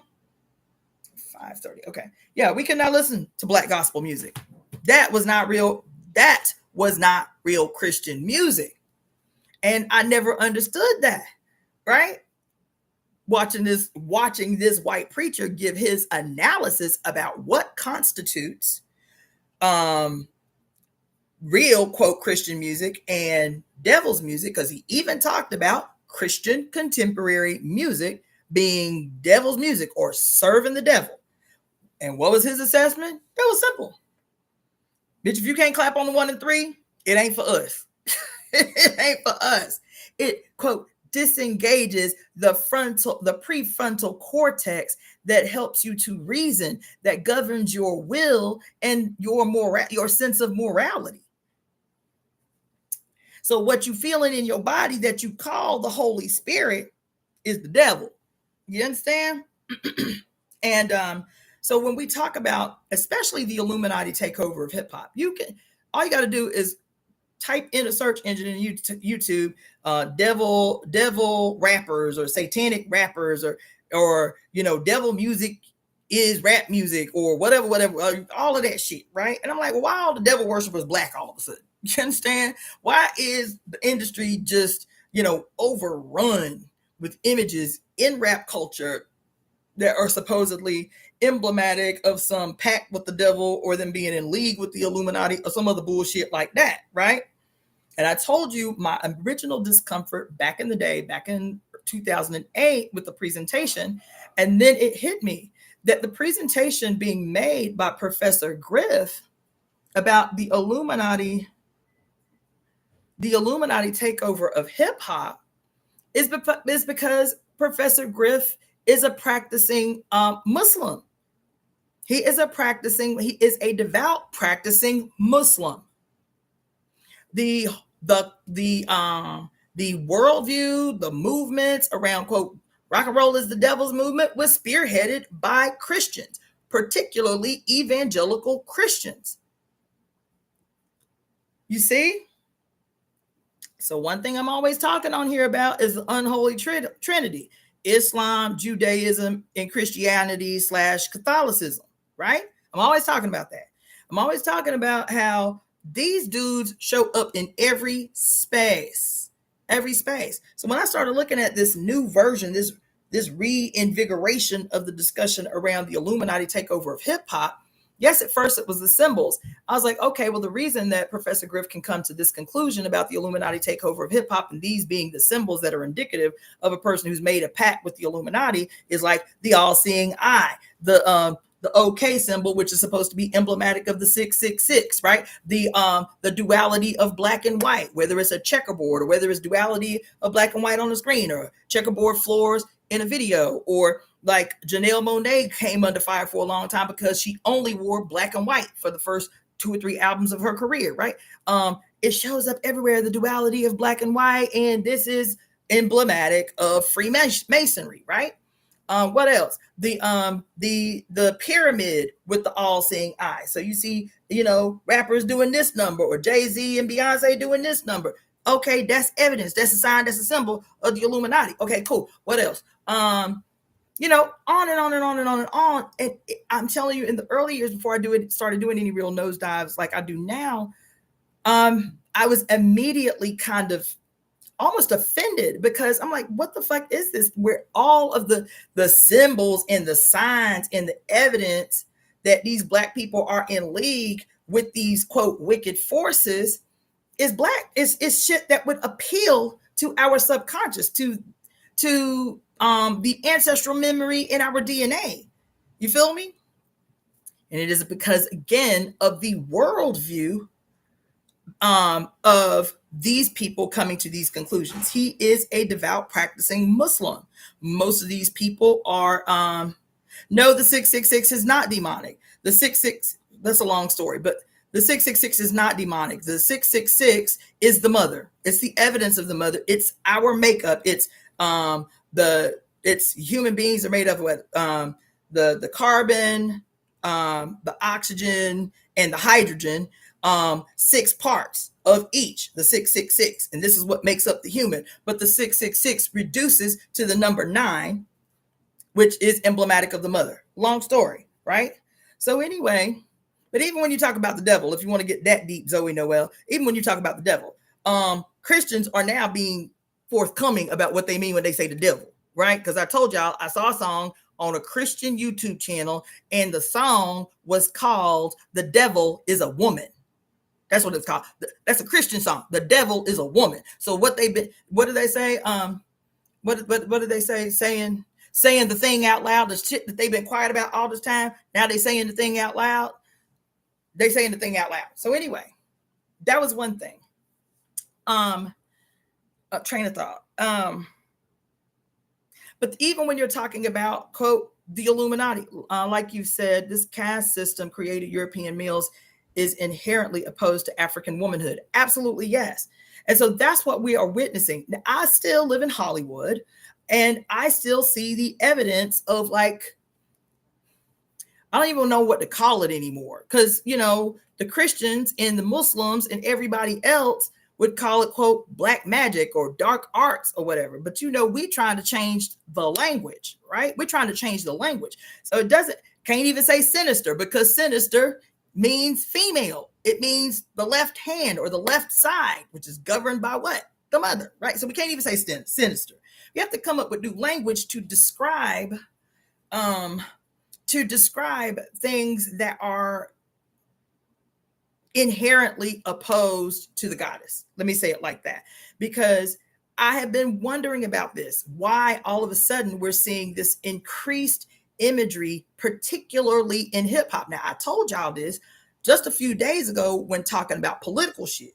When talking about the importance of this month and how they were going to be trying to distract the fuck out of you, particularly black people. Why? Because black people have historically and consistently been the definer of progressive movements and culture in this country. Some shit jump off that everybody can win from, some civil rights, some women's rights, some workers' rights, some whatever. Black people historically and consistently fighting for the absolute bare minimum of rights in this bitch are always the spearheads for progressive movements and culture through which everybody in this country benefits.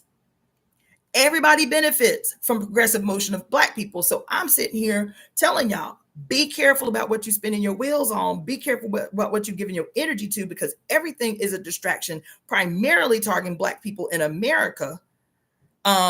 As this fucking election approaches, you're going to be more and more distracted on some bullshit that has nothing to do with your daily life. Doesn't mean it isn't important, but how is it going to affect your daily life right now in the present? Boom, right? Remember I told y'all last week, ask yourself every day when you dumb scrolling on TikTok or whatever, this video I'm about to watch, is it going to have an immediate impact on my present life right this minute? If not, I can put it off to another day. It'll be here in October. You feel me? So switching gears to back where we are now, I'm watching the obvious, because even in hip hop, the symbols used to be subtle. Now they're overt. The overt, and the target is black women. Yes, there are black men that be caught up in this argument or become the targets of this argument about the evidence of the Illuminati takeover of hip hop. But by and large and far, the targets of these men, primarily men, talking about the Illuminati takeover of hip hop, are black women in the culture. Primarily, Beyonce can't catch a break, and even though she clowned these niggas about this shit, she still can't catch a break. You remember in the video Formation, she was so tired of hearing about the shit, she was like, "I'm gonna just put it in your face." She dressed in all black with the Illuminati, signature hat thing, and then had the two dudes who was dressed up like the brothers in the Moore Science Temple, and she got on all black and she got on that hat, and What's the first line of the song? Y'all niggas corny with this Illuminati mess. Right? She was deliberately like in your face because she catching it from all sides about how she tied to the Illuminati. She was like y'all niggas corny with this Illuminati mess, right? So she and Jay-Z have always for a long time been, you know, associated with this whole idea of the Illuminati takeover of hip hop and pacts with the devil and all of that shit, right? But now even people like Megan Thee Stallion, where she is a snake, like her whole body she's a serpent in this one video where she's talking about this. The song is actually a good song. She's actually talking about how the beef and the grief that she gets from Black people all the time had her so depressed that she wanted to commit suicide. That's what the song is about. It's about how with her own people knew that she was so terrorized, she was so bullied, she'd been so beat up by Black folks that her mental health got so bad that she almost committed suicide. That's what the song is about. She's made up as a serpent in the song. And so we say, oh, see, that's evidence of devil worship. You feel what I'm saying? The other song with the girl Doja Cat, the name of the song is Demon, right? And she caught a bunch of hell about that, right? And even in the music industry, this tendency that happens a lot when people get to a certain stage in their fame or in their profession, where they have to be, particularly women. You don't see it as much as in men, but you see it often in women, where they have to be portrayed as crazy. The women have to be portrayed as crazy. Britney Spears was the most glaring example of it, when she had actually a mental breakdown that was put all on display. But they said the same thing about, what's this girl's name? Doja Cat just recently, when she shaved off her eyebrows and shaved her head. They said the same thing about several other women. Oh, Whitney Houston was another glaring example of this moment in their history. Now, what people who are part of the Illuminati say, I mean, this Illuminati takeover of the hip hop clique, what they say is that at some juncture, they are not okay with this pact that they done made with these organizations. And so they become targets of these organizations, and they always end up going crazy or some shit like that. But we have seen it over and over and over again, right? Again, music and insanity, okay?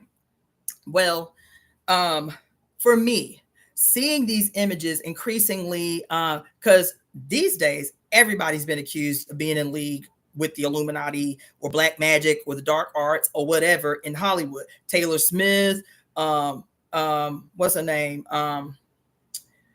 What's that guy's name who performed at, I think he performed at the Grammys, and they said his performance was so satanic. Unholy. The name of the song is Unholy, right? And he performs, and everybody went crazy. And, you know, YouTubers had content for months off of that, right? What's the other little boy name? The black guy who started out as a cute little kind of country Western rapper. And then the next thing you know, he doing a pole lap dance on The Devil in Hell in a video. What's the boy name? Shoot. Yes, Sam Smith. Yep. And Lil Nas X. Okay. Y'all got it, right?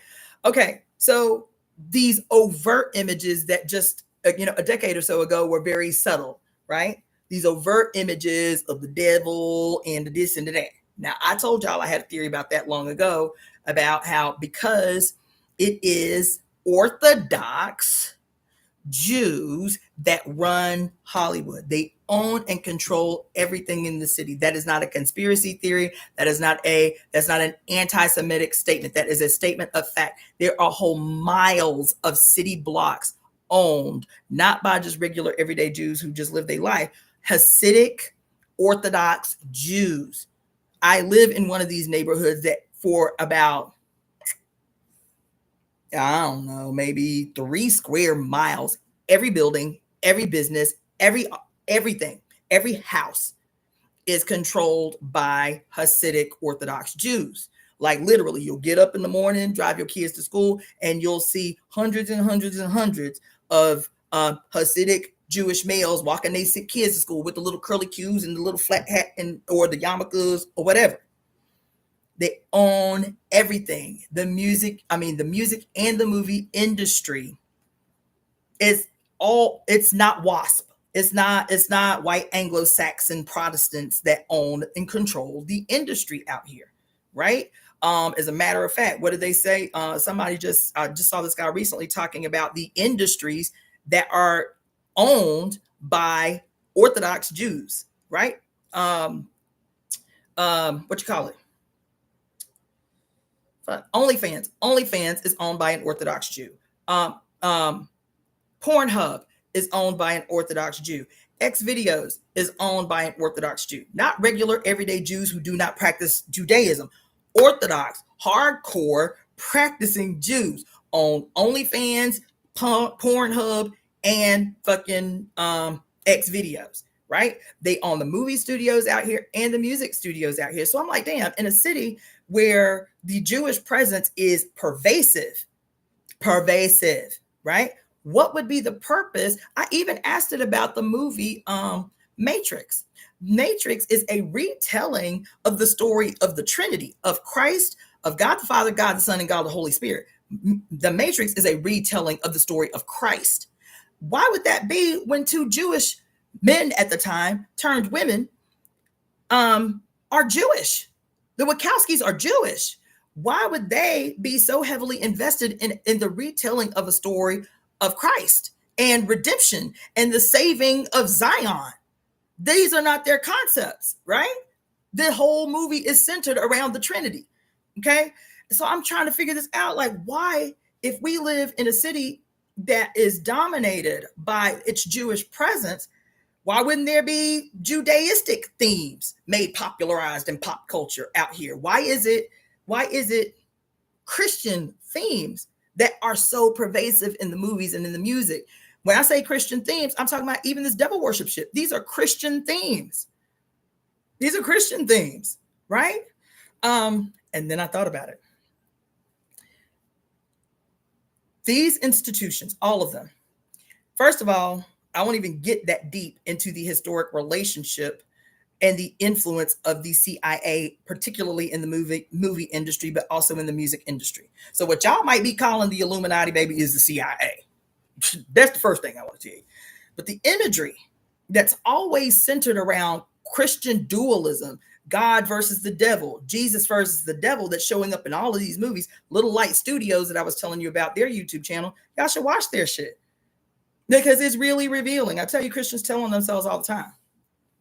But this duality of God and the devil, Jesus and the devil, and if people, like at the end or during COVID and at the end, the very near end of COVID, the statistics were saying it was the lowest church participation in the history of the country, that people were leaving the church in droves, that Black people are leaving the church in numbers greater than any other race in the country. Black folks, Black women in particular, are leaving the church in droves. That the Roman Catholic Church, that the Pope said that the greatest work of the Roman Catholic Church, he said this last year, 2023, that the greatest work of the Roman Catholic Church for the next 10 years is what? Quote, the re-evangelizing of the whole planet. Bitch, we losing numbers in the millions. We got to re-evangelize the earth. That's what he said. We got to everything else is secondary. We got to re-evangelize the planet. Right? And so if they're losing people in numbers, they have to create what? They have to create an enemy consciousness. They have to be able to create an enemy when people no longer perceive an enemy. They have to create chaos when people are like, this shit don't work. Let's figure out something else. Right? Remember what I said Jeff Goldblum said in Chaos when he came down to the earth as a man and saw all the people happy? He walking through the city, everybody happy. The men playing basketball together ain't beefing. They like high-fiving each other every time one get a goal. The opposing team is like, you did that. Come on, right? They walking around seeing babies happy, moms and dads together pushing strollers and the baby just giggling. And he is mad the whole time he walking through the city like, everybody happy. What the fuck? He go back to heaven. He talking to his brother Poseidon. He's like, Poseidon, get your ass over here right now. He's like, what the hell is going on down on earth? He's like, what you mean? He's like, why all these niggas happy? Why everybody happy? He's like, that's a bad thing? He was like, hell yeah, that's a bad thing. Hell yeah, that's a bad thing. Because when they have peace, when they have a moment of peace, when they happy, when things are when things are going well, they do not need us. They do not worship us. When they do not have catastrophe, despair, hopelessness, war, and famine, they are not calling our names. When they happy, when they peaceful, they come into other conclusions. Now, we got to initiate a campaign to cause some calamities on the earth. Y'all with me? He called all the guys to the table. Y'all with me? We got to create some calamity. These niggas too peaceful. They too happy. You feel me? And so I'm looking at these movies. I'm looking at these videos. I'm looking at the hours and hours and hours and these scores of millions of people who are watching these Black men talk primarily about Black women performers and how they are the evidence of pacts with the devil. Most of these dudes probably don't even go to church, probably ain't never been to church. But now all of a sudden they concerned because they see Black women as the evidence. Now, Poseidon was actually played by a Samoan brother. I forget the brother's name. He's been in some other thing. No, I think he is actually Maori. I don't think he's Samoan. I think he's Maori, the brother that plays Poseidon in this show. I've seen him in several other things, and I think he's Maori. From New Zealand. But anyway, there has to be an enemy.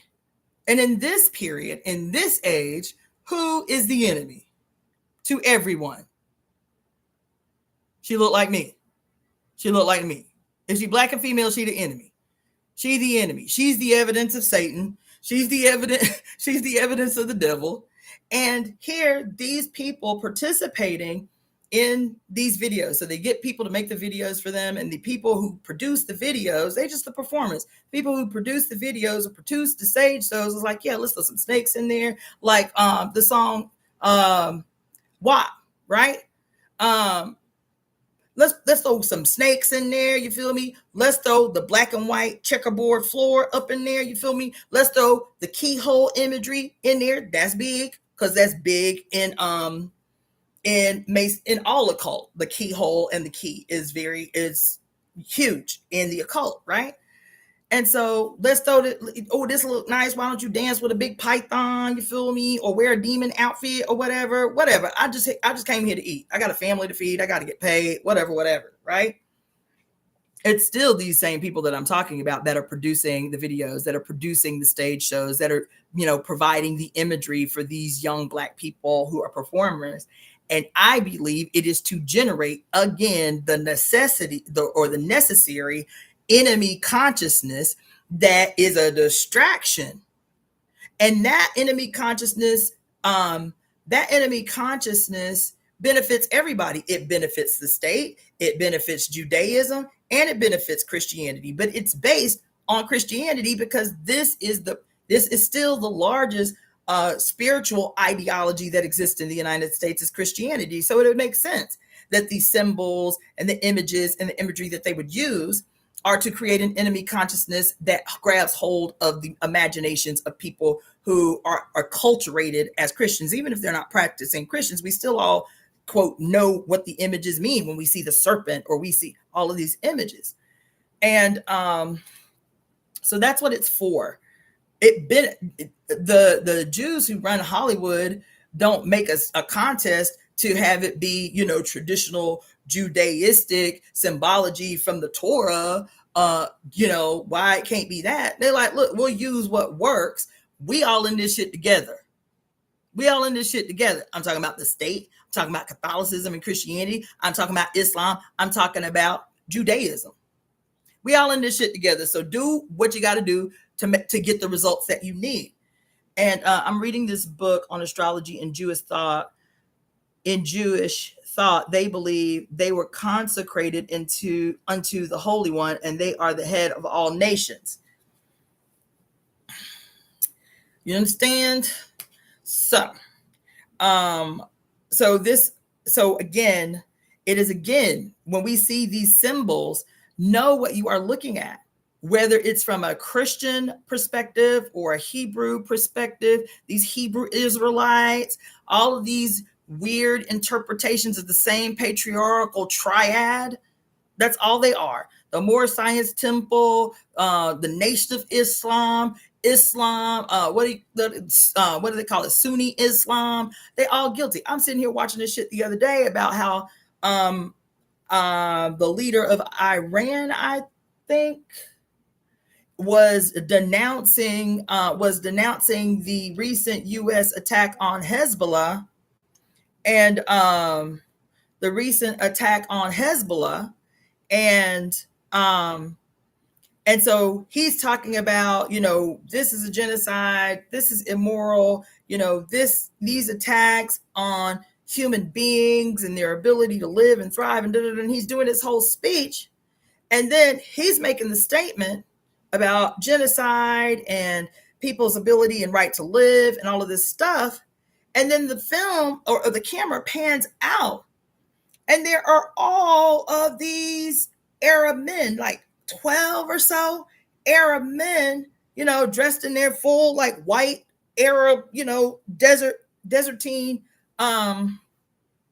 gear, not a female in sight, coming from the mouths of nations right now, that at the same time, yes, we can see these obvious genocides in these places, in these same countries that are, quote, forming allyship in defense of the people of Palestine.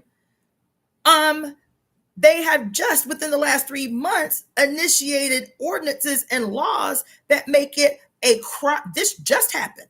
A crime for women to speak in public. The garb that the women were wearing did used to have at least their eyes open over the last 2 months or so in Afghanistan. That little space that was open, the only place that a woman's body could be exposed was her eyes. Now they have to have like a little veil thing cut in where they can still see, but now even their eyes is covered. And now another ordinance that has banned women from even being heard speaking in public, from the same people talking about being allies to Palestine and the people having a right to live and having a right to their own land and their own nation, while they post up on the bodies and the subjugation of the women in their own nations. 12 men standing there talking about how we side with Palestine, and everybody's like, yay, see, even they side with Palestine, and even they side. But meanwhile, the women of every place on the damn planet are suffering. That's why that story that I read to you earlier about Lysistrata was so deep. This shit was written in 411 BC, and she said word for word what women are saying today. You motherfuckers get involved in war, and we are the ones that bear the brunt of the impact. We don't have any say, and we bear the brunt of the impact. You do not consult with us. You do not listen to your wives at home.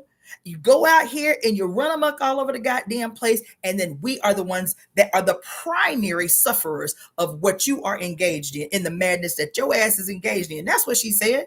That's what she said in 411 BC. She said, this shit is stupid, and we love sex. These were pagan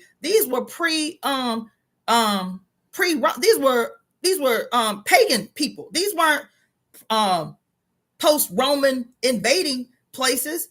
These was the Greek city-states warring among each other before Rome even took over. So they didn't even have the papal shit yet.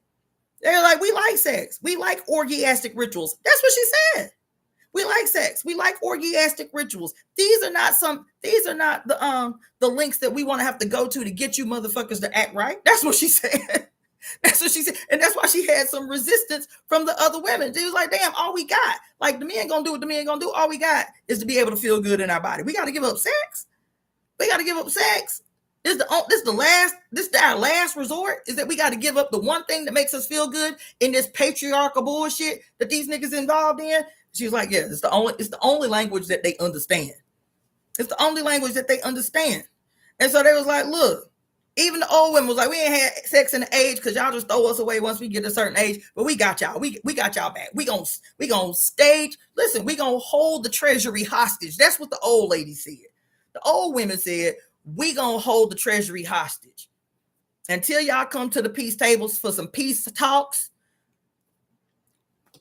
We gon' hold hostage the mother. Y'all can't even get no money to fund your shit.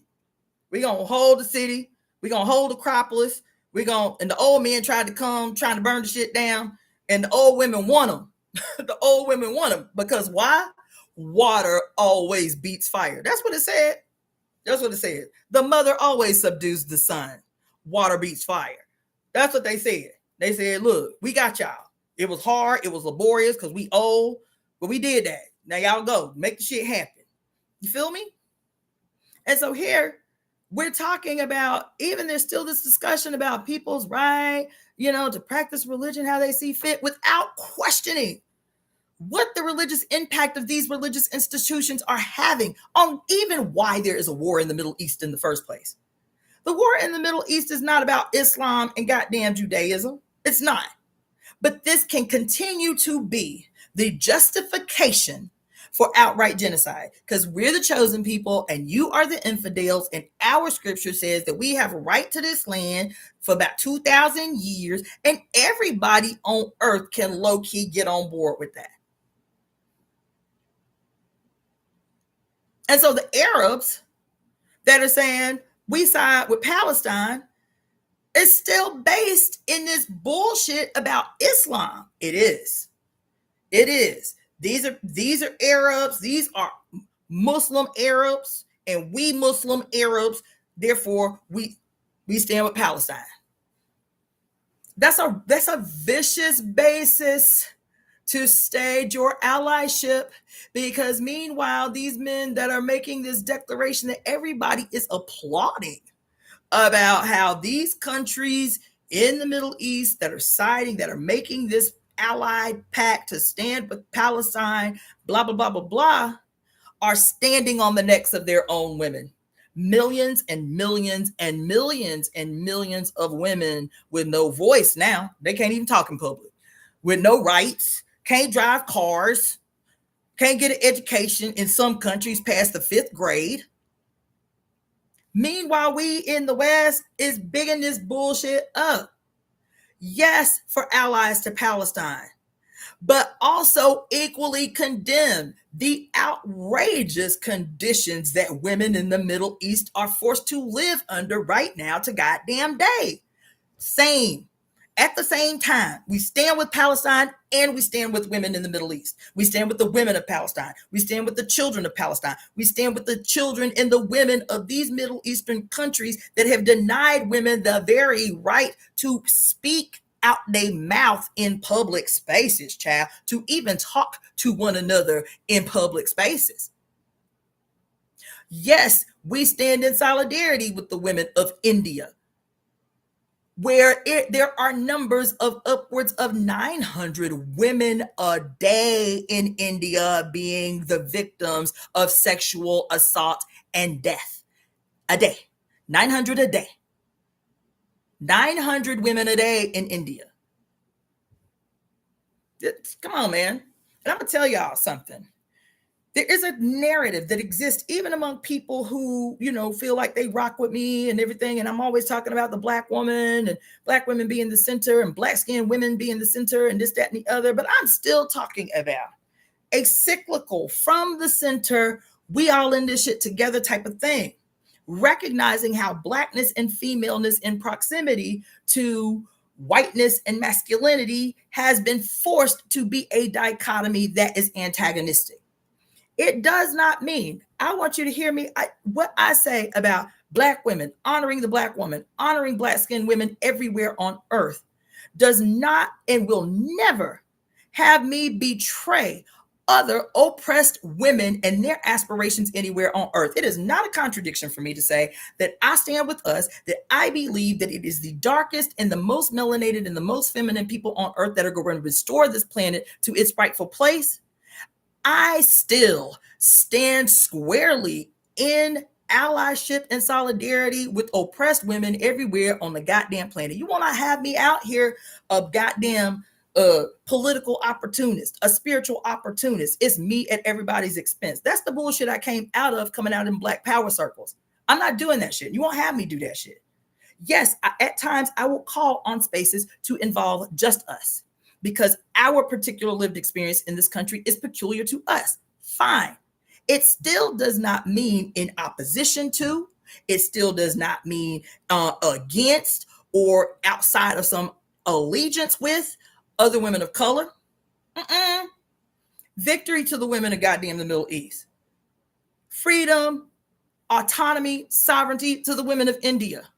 Victory to the women of South Korea. Yes, we may have our historical oppositions that are imposed on us by men, child. The majority of the shit that women believe is because of our proximity to masculinity. It's our proximity to men. It's our proximity to patriarchy. It's our internalization of that shit.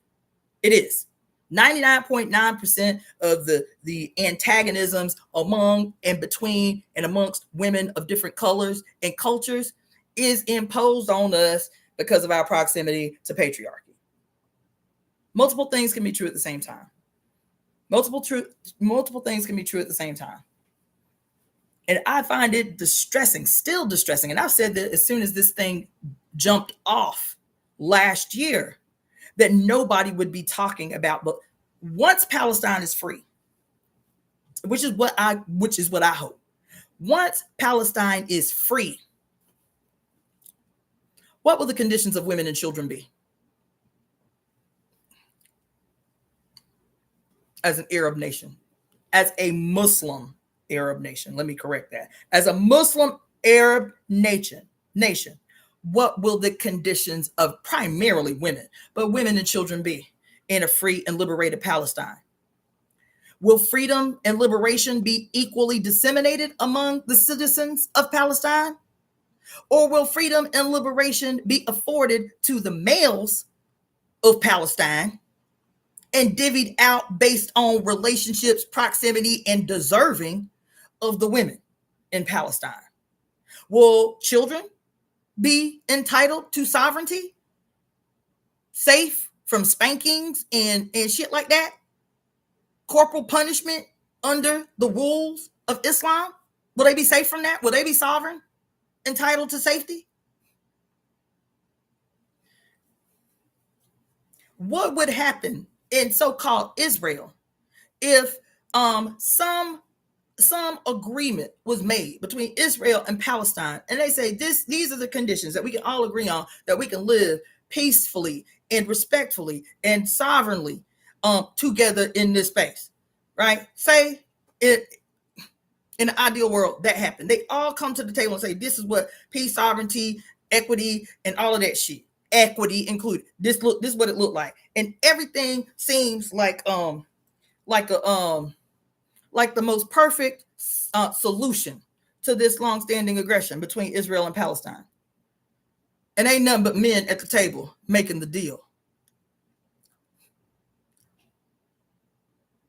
What will the conditions of Jewish women in Palestine look like as the practitioners of Judaism, Judaistic practicing Jews in Israel? What will their lives look like? Because I work in the house of a lot of Jews, like devout, practicing Judaistic Jews, and I see how the women live. Yes, they live better than the rest of us colonized people, but because their proximity to wealth is greater. But I see what these women's lives look like inside their homes. And so we can have the beef that we have, a legitimate beef about people who are Zionists, right? Jewish people who are Zionists, Jewish people who are in a direct allegiance with genocide and all of that shit. But to be inside of these women's homes, child, inside these women's spaces, child, and to see how they live, to see the conditions, child, in this perfect scenario where Palestine and Israel done made an accord that everybody can live with and everybody can prosper, I'm telling you 1,000%, the conditions of women and children will not change because of the governing ideology that they both accept and its opposition to femininity, to femaleness. That's everywhere on earth. That's everywhere on earth. That's why I'm not interested in hearing men talk about nothing that has to do with the planet Earth. Nothing, not politically, not economically, not nothing, not spiritually. I'm not interested in no gurus. I'm not interested in anything the motherfucking Dalai Lama got to say. Nothing he got to say is going to contribute to my fucking personal enlightenment. Nothing. Nothing. Nothing. Nothing. There ain't no insight I can gain from him. I can garner from him. None. Not the Pope. Nope. Not a yogi, not a shaman, not a guru, nowhere. Ain't no insight I can garner from any of them. I do not want to hear from any other man in any position of power. I want to hear from his wife. I want to hear from his sister. I want to hear from his mother, his daughter, the women in proximity to him, and how they experience life, how they experience the path to enlightenment, how they experience being able to be fully embodied in a spiritual walk while suffering on earth. While somebody talking about, I told y'all I was so upset about that thing that I went to, the Hindu, the Hare Krishna temple, and the first words I asked to myself in my journal was how. Everywhere in this country, everywhere in the Western world, Hinduism becomes the shining light. Buddhism becomes the shining example of how one can achieve nirvana, how one can become enlightened, how one can enter Shantith, how one can garner and sustain good karma. How do these two religions in particular become the shining example of how we Westerners should live in order to achieve enlightenment? We got every book. I've got all the books. I got all the books. You understand? I got all the books. You know what I'm saying? The Bhagavad Gita, right? I've got Siddhartha. I've got all these books. You know what I'm saying? The 4 agreements and shit. What else? Y'all be reading all the time and you believe it because I believed it. Oh, yeah, I need the 4 agreements. This is the way you're supposed to live. What's the other one? The Celestine prophecy. Yes. The prophet. Yes. What's the other ones? The Bhagavad Gita, right? All of this stuff. The teachings of the Buddha and all of this shit. And I'm sorry, somebody's going to be mad. But look at the conditions with these The Secret. Come on in the room. Look at I do not care, man. How is Hinduism going to help some Westerners, particularly white people, because that's who they target, particularly some white people, some affluent and middle-class white people, achieve enlightenment and nirvana in shit and garner good karma and shit, when their own country that they hail from, the women and children, especially the old women, the women and children in their own homeland suffer the way that they do in mass, suffer the way that they do. How y'all gonna come over here and teach somebody else about enlightenment and shit and securing a great karmic afterlife and shit when the primary targets of all the aggressions happening in India are female-bodied people? I told y'all what that's about. That's about white people seeking absolution. They got to go to some colored person to feel good about their life and to get some oh, you're the one good white person. I bless you. You can be my student. Whatever the fuck. You know what I'm saying?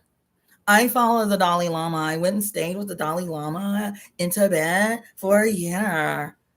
This is absolution. This is your badge of honor. That says you are exempt from the critique that the white world receives. You see? You know what I'm saying? Black folks do it too. I ain't just jumping on white folks. Black folks do it too. Escaping the world, escaping responsibility for the way the world is. And the reason that they escape is because they cannot face that the only solution for the world is embodied in Black females and women of color, uterus carrying, uterus possessing human beings for which you all exist. Everybody creating all the calamity on the earth got a mama. What did the woman say was the only redemption for men in the age of the Kali Yuga, which we are in? The only ones that will be spared are those who worship at the lotus of their mother's feet and worship their wives as God in their homes. That's what she said. Worship at the lotus of your mother's feet and worship your wives as gods in your home. Yeah. So y'all be careful about that. I don't remember how I got on that, but y'all be careful about that. Seeing all these men making this declaration of solidarity that everybody is showing and upholding, and like, yes, this is radical action or whatever. And ain't nobody talking about these same countries who within the last 3 or 4 months have cracked down on the heads of the women in their nations. Man, nobody. Anyway, we don't talk about the colonization of European women and children before all the global invasion took off. I do. I don't know how long you've been with me, Claudia Ankara, but I do. I have at length, ad nauseum. It still doesn't mean white women don't have a role to play and dues to pay. They do. Because even in their colonization, they have done what many do. In their fear, in their own trauma, they take the wrong side and become aggressors to others that they deem below them. They have historically done it. They had not just the outside of the space. Okay, yeah. No, that's real. That's real. But still, you know what I'm saying? That's why I always make a distinction. White women have a role to play. Black men have a role to play. White men have a role to play, but it is based on their peculiar relationship to us. Because all three of them, white women, black men, and white men in particular, have the most violent and detrimental targets on black women. And that's black women everywhere. That shit is the same in Africa. It's the same in Europe. It's the same here in North America and South America, wherever we exist. Our primary, closest, most enthusiastic aggressors are white women, black men, and white men. That's across the board. Others are engaged. In the Middle East, it's Arabs. In India, it's Indians and Nigerians, for that matter. So we do have differences that have to have a peculiar resolution. We as women of color, we as black women in particular, but we as women of color have a peculiar relationship that white women have themselves to resolve. It's not our job to solve the problems created by white women. It's not. It is their responsibility to say, this is the side that I choose to stand on. I don't choose to straddle the fence between my femininity and my access to white power to become a fucking agent of my own oppression, because you become an agent of the state as a white woman when you side with patriarchy because of your proximity to, you think, the wealth that it secures you. You become an enemy to other women. And that's why women have found it so impossible and uncomfortable to be a, quote, feminist spaces with white women, is because their opportunism and their default police-like behavior always comes into the space. Always. Unless they're doing the work to dismantle that shit in their consciousness, they are always dangerous to us. Always. Even if it's not their intention. Even hippie ass, very nice white girls become an enemy, become dangerous to our safety in space when they place themselves in the center. Because for a white woman to place herself in the center is for her to consciously become an agent of the state. Those two things are synonymous.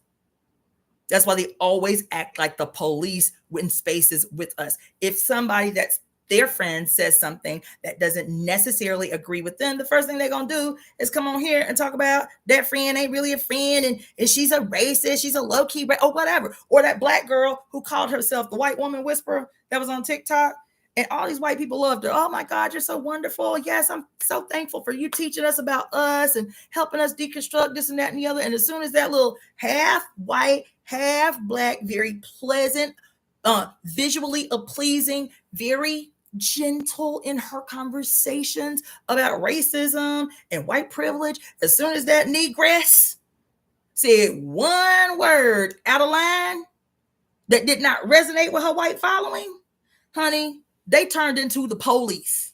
That's what they did. They dismantled that girl's means up. Child, when I say they become dangerous, They dismantled this girl's ability to support her life. This was her primary job as a content creator. This was her source of sustaining her very life. The way she eats, the way she pays her bills. They was like, oh, no, Negress, this is where we draw the line. All that shit you said before was cute, and it didn't trigger us too bad, and it made us feel like we were progressive, and it's them same white women band together, and in 48 hours, that girl's page was dismantled or whatever. Her ability to make money off her channel was cut short. They are always dangerous. They're always dangerous. And this whole concept of, quote, niceness, nice people, niceness is a weapon. Niceness is a weapon. I'm going to give you an example of niceness as a weapon. I've been doing this outcall thing, and I told y'all before how many, the great majority of my clients are Jewish through this app, right? And I do not talk politics with clients. I never talk politics with clients. Never. Let me tell you about your back. Let me tell you about some stretches you can do. And this one woman, this has happened so many times. And it's always white women, white Jewish women here in Hollywood. It's never been anybody else. Always white Jewish women. And this thing where this girl told me one day, she said,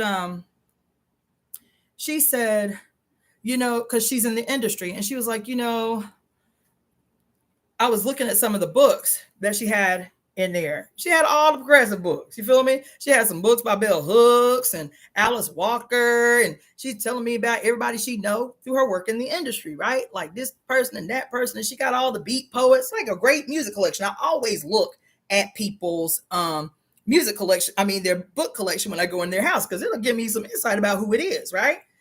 I was like, you got a nice book collection here. She was like, oh yeah, you know, whatever. She's talking to me, and she's trying to tell me about how progressive she is. That's red flag number one, is when a white person is trying to convince you about how progressive you are by telling you how progressive they are. Red flag number one. Red flag number one, child. Okay. Thank you, Power Kismic. Yeah, etymology of nice is foolish, but this politics of niceness is dangerous as fuck. So she's talking to me about the industry. She's talking to me about, because I'm doing some, not only like, you know, manual work on her, I'm also doing some spiritual work with her. So she's telling me one of the things that she's struggling with is like the content that she is having to create in this area of the industry that she's in. This piece that she's working on, she said, is really, really dark. And I don't have an outside office. So 8 hours a day, I'm in front of my computer, you know, working on this piece. And it's very, very dark, and it's disrupting my spirit, right? She's talking about like what it is, what the content is. And so we get on it. We get on what it is I'm doing for her. She was like, you know, an added insult to injury. So she's talking about this movie and what she does for a living. Because I ask everybody, what kind of work do you do? Not necessarily to be up in your business, but it helps me to understand how you're carrying stress in your body, to know what kind of work it is you do. Do you do active work where you're standing a lot? Do you do the kind of work that forces you to use your eyes in a screen all day, and your shoulders hunched over and you're sitting down? Like that kind of thing. So she goes into the deep dive about the story at her work, and she said, all out of nowhere, it's, you know, it's kind of, there's an added insult to injury because it's just not really easy being Jewish these days. You know, people who were nice to me aren't nice to me anymore. You know, people have really strong opinions, and I can't help what's happening in the world. She says, what does she say? She says, it's just not really easy these days being Jewish, you know? And I am very deliberate and meticulous about how I show up in healing spaces with humans. I have been over the years very strategic in being able to check at the door my personal political opinions, biases, whatever, to show up as a healer in the room. You understand? And in my 20 years of putting my hands on human beings, this last year, since I've been working through this company, has been the greatest challenge to that, to this way that I show up in space with human beings.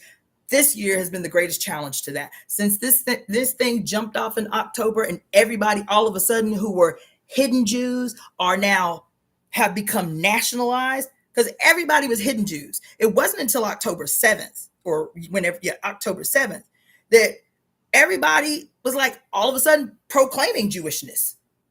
Everybody who we knew for decades was just white. Now it becomes everybody's, they are the collective victims of some aggression in their mind, right? But the problem is I've gone into these spaces, y'all. Do they have these conversations with the white male therapists that come to their house?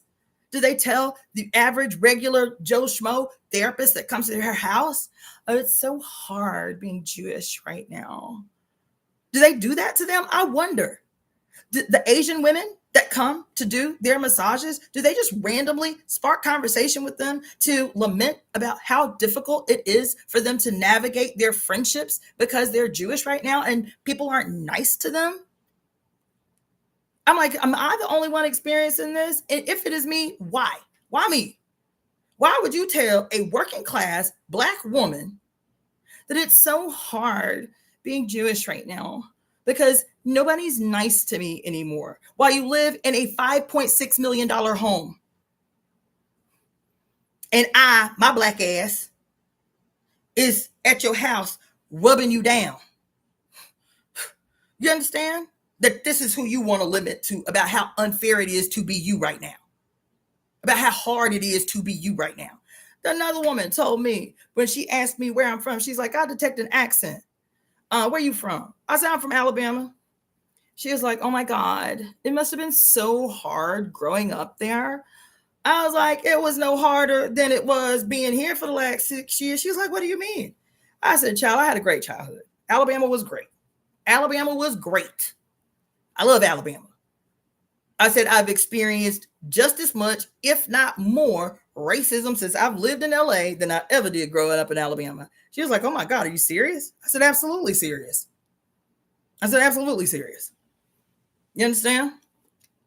Because to add insult to that injury is everybody think that if you're from the South, you stupid. So you do not peep subtle racism in the room because you're too stupid to see it. I said, so that's the double-edged blade, is because I'm from Alabama, people automatically think somehow I'm slow or some shit, right? But yes, I've experienced it. I have experienced it in LA. I had never experienced in Alabama, in Mississippi, or in Florida. Racism, right?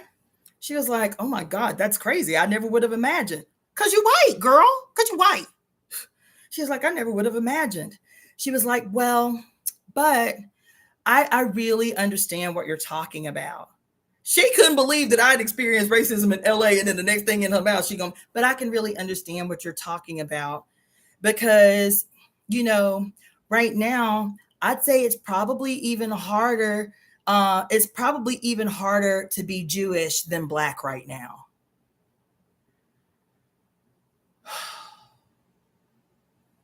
That was a verbatim quote. Well, I guess I do understand because, I understand because it's harder being Jewish right now than it probably is even being Black. As I go to her house at 10 o'clock at night in fucking Beverly Hills. Yes, she did. This has happened more times than I can count on my hand, and it has always been white Jewish women to say that it's so hard. It's so hard. It's so hard. because they experience some social discomfort. Not that anybody has threatened their lives, not that they are not on guard for their very safety. No, because their social dynamics are changing and people are not taking our side. That's the underlying, that's what they want to say. Because that's what that white guy, the first client that I had, I told you was a Jewish guy. We had to hear great music, how he had met Wynton Marsalis and met everybody. He met all the famous jazz greats. He'd been in the music industry his whole life or whatever. Great session, great music. And then as I'm breaking down, out of nowhere, I'm breaking down my table, getting ready to fucking leave. And he gonna talk about, you know, this is a quote, you know, we Jews did so much for you black people in the 50s and 60s. I don't understand why we just can't get along. That was my very first client with this company. We Jews did so much for you niggas in the 1950s and 60s. I don't understand why y'all siding with Palestine. That was what he wanted to say. That was what he wanted to say. We Jews did so much for you black people in the 1950s and 60s. I do not know why we cannot get along. Now, mind you, this was maybe 4 or 5 weeks after October 7th. I don't know why we can't get along. As he is living in a house that he told, the property that he lived on had 4 houses on it that he owned. It was a part of an estate. 4 houses on the property that belonged to him. One to his son, one to his daughter, and another one, the whole house was made his music studio. As he's living in a fucking $63 million property compound, gonna tell me how much we Jews and did for you black folks, and can't we just get along? Can't we just all get along? The VP of the Confederacy was Jewish. Will they talk about that, their participation in the slave trade? That's what I'm saying. They dirt is miles high. But because of their proximity to victimhood, it was the grand absolution for, it was the grand shield from being accountable to anything else diabolical that they had participated in. Why every diamond jeweler in New York, in Chicago is Jewish, and the impact that has had on 7 or 8 countries in Africa, can't talk about that without being called an anti-Semite. While they corner the market, the role that they played in apartheid, can't talk about that because their victimhood gives them the grand shield against accountability and for absolution. They ain't got to pay no reparations to nobody for their crimes against Africans on the continent. They ain't got to pay reparations for apartheid, for their participation in apartheid. They ain't got to pay no reparations in their role in the blood diamond industry in Sierra Leone.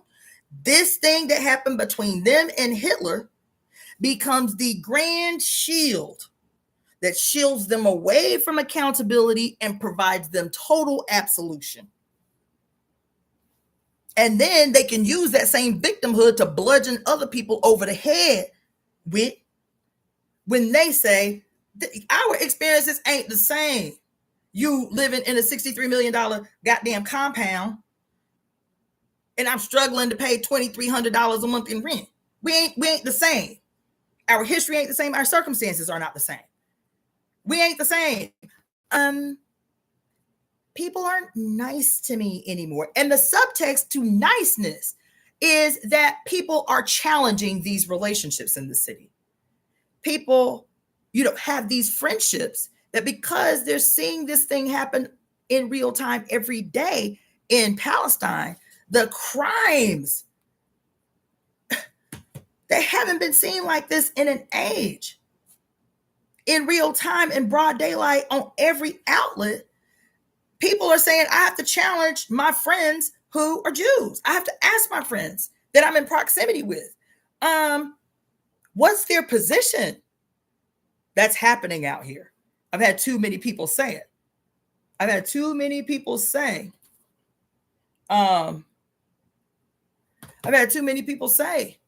that they've lost so many of their Jewish friends that they knew were progressive. I ain't even talking about just straight up hardcore Zionists. I'm talking about progressive people.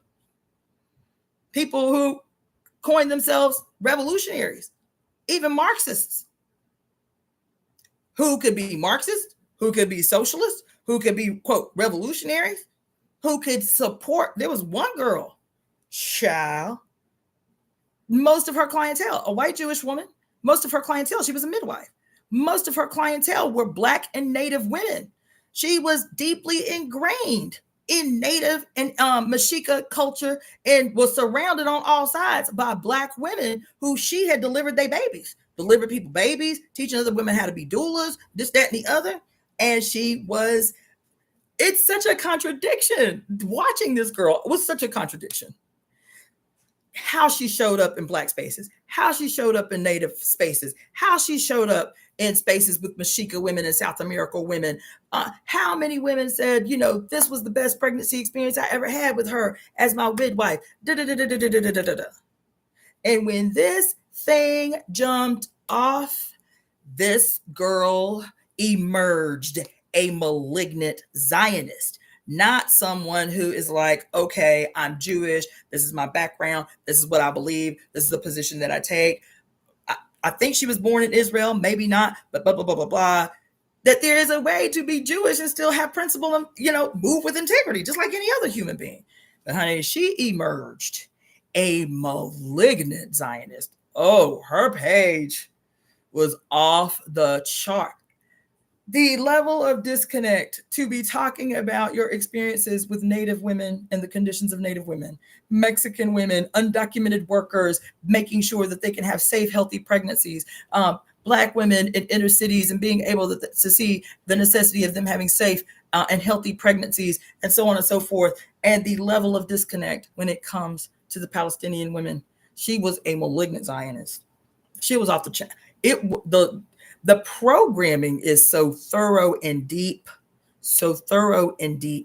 And that's what these women who have been proclaiming to me how their life as Jewish women is even harder than mine as a Black woman in America, because people aren't nice to them anymore. That's how they can say that shit with a straight face. It's because the level of disconnect borders insanity. Borders certifiable. Borders certifiable. You understand? Let's see. Yes, they made so much money off our music, off our gifts, and off our talents, and off our natural resources. Diamonds, gold, coltan, cobalt. It is Jewish. It is a relationship between a Jewish company, an Israeli company, and these big moguls that is the source of what's happened, the conflict in Congo right now. Ain't nobody talking about that. Everybody talking about Palestine, but there is an Israeli influence in what's happening in Congo right this minute. Right this minute. All the shiny shit our people love, they are the ones who created the ish to sell to us and keep us in the underdog position. I love all people, but I can't feel sorry for someone who thinks it's harder to be a person of extreme privilege. That part, it's diabolical. Yes. You know what I'm saying? I don't even know how I got off on that. Oh, because of this influence, this Jewish influence on the industry that serves multiple purposes. It has been a money grab. Black culture as a commodity has been no different than the Israeli Jewish influence on the blood diamond industry in Sierra Leone. No different. The Jewish role in apartheid and the excavating of all the mineral resources in South Africa under apartheid with the help of the Israeli state and with Jewish people in general, even prior to the formation of the Israeli state, because Jews had their hands in that even before the birth of the Israeli state. Yep, you understand? And so Black, our commodity, our primary commodity as enslaved Africans and the descendants of enslaved Africans in the United States has been our culture. Our culture is the culture that is claimed by America as, quote, American culture, but damn near 90% of it we created, we invented. Our product is our talent, is our cultural expression and talent that has been commodified and exploited, no different than mineral resources, than the oil they're taking out of the 25 million barrels of oil they taking out of Nigeria every day. No different.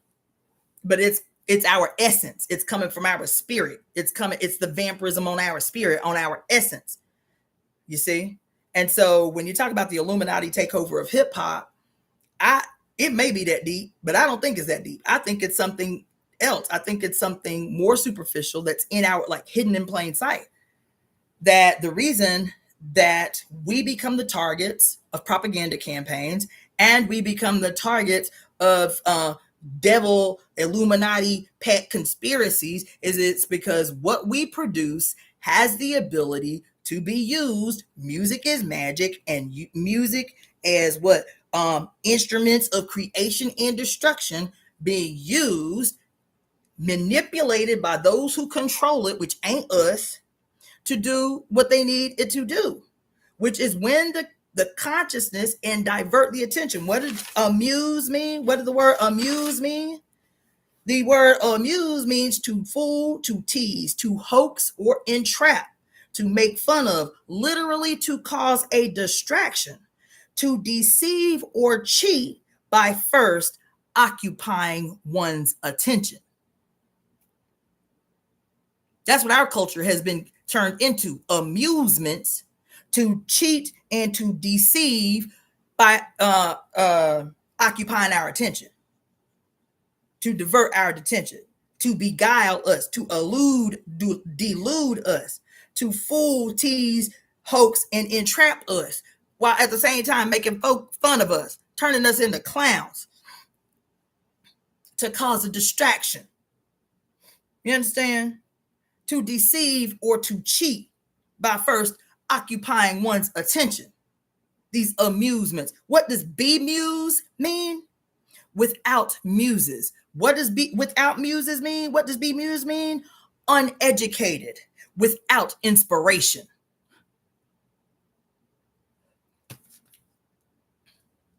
That's what it means. What did Mary Daly say? The greatest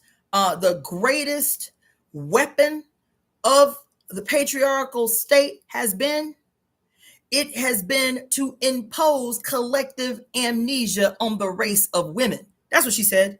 To impose collective amnesia on the race of women.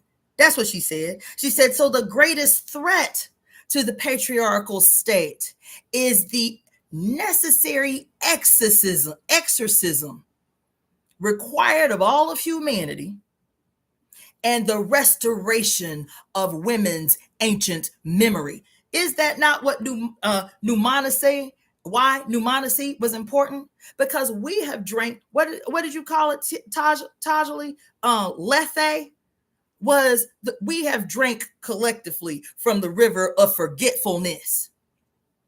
The river is music. The river is sound. That's why every single one of these goddesses of music was also associated with a river, with the flowing, with the attribute of water. The old women who bore the pitchers of water to subdue their son. Lethe. We have collectively drank from the river of Lethe, the river of forgetfulness. This is why Namasane is so important. It's because she is the governess of memory and recollection. She is calling on us to recall who we are. And most of who we are is hidden in the water that we know as music, as sound. That's where it's hidden. Why were there so many goddesses whose music was said to what does it say? The music was their songs were so powerful they could resurrect the dead. Who was it? Hathor, the goddess of Ra. Wait a minute. Who was it? It was Oshun. And it is said of Oshun that where no medicine can cure, Oshun's waters can. Is the water and the music, synonymous? Because it says here that Oshun's music is medicine, and her medicine can raise the dead. Ninata and Kulita of Mesopotamia, what we now know is the Middle East, are the goddesses, the dual goddesses of divine music, whose sole purpose was to resurrect the dead. What is the dead? Those of us who have drank from the rivers of Lethe, drank for eons from the rivers of forgetfulness.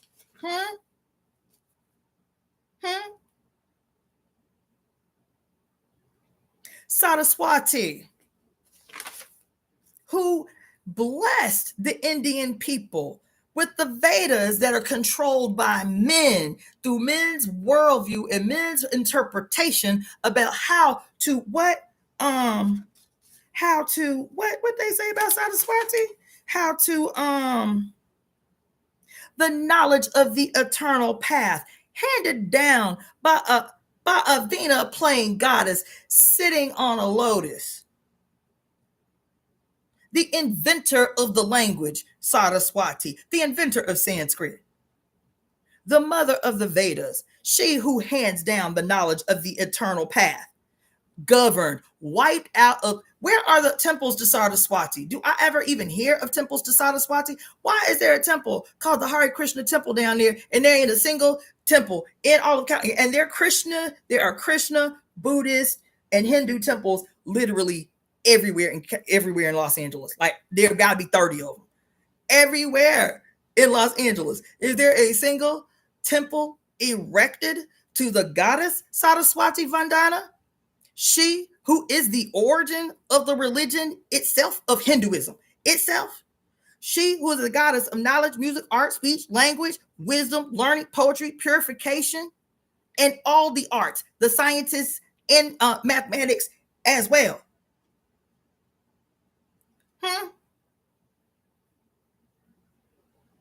She who possesses speech, right? Where are her shrines in Los Angeles? Everybody want to be so super progressive. Where is the sign to Saraswati Vandana? If y'all want to be Hindus and shit. She who gave man the Vedas. You feel me? Hold on. It says of the muse, the definition of the muse is to reflect, to ponder, to meditate, to be absorbed in thought, to dream. The muse is the source of not only knowing, not only information consumption, knowing, then understanding, and then practicing. Execution of the knowing. She is the governess, the source of all knowing, understanding, and practicing. The muse, the 9 muses, whose mother is the guardian of memory. She is the one who makes it so that the bards and the gleemen and the singers and the songwriters can be a conduit through which the regular person can recall their history, can recall their genealogy, can recall the magical teachings of the mystics of the old. So there's no, and we've forgotten all of that. And that's why music does to us what it does. That's why it's a distraction. That's why it's a bemusement. That's why it's an amusement. It's not inspired by the muses. I'm going to stop. I'm done. I'm tired. And now I got to go to work. And I didn't mean to be up on here all day. But this was, again, me working through some stuff. This was me working through some ideas. I wasn't just talking to y'all. This was me working through some shit. When I be in here studying, I'm not talking. But when I'm talking, shit comes to me that did not come to me while I was just reading. So this was helpful. And maybe later I can do a more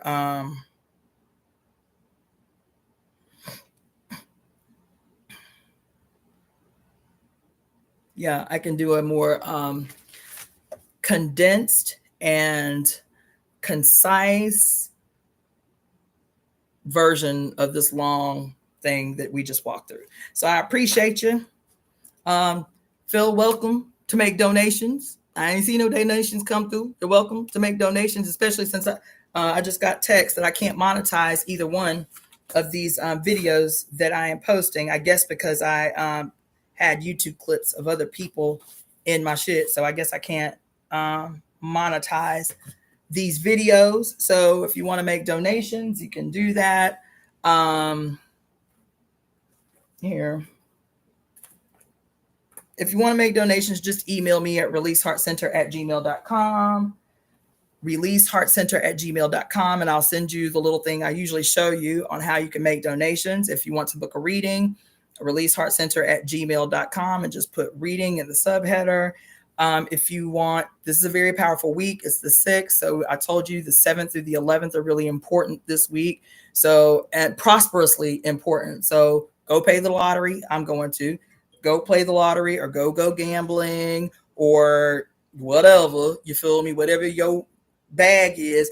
But this week, because Jupiter is transitioning into Gemini this week, 7th through the 11th are big money days, big career days. So if you want to make a change in a career, or ask for a raise, or ask for a promotion, this week is really favorable for you to make them kind of jack moves. So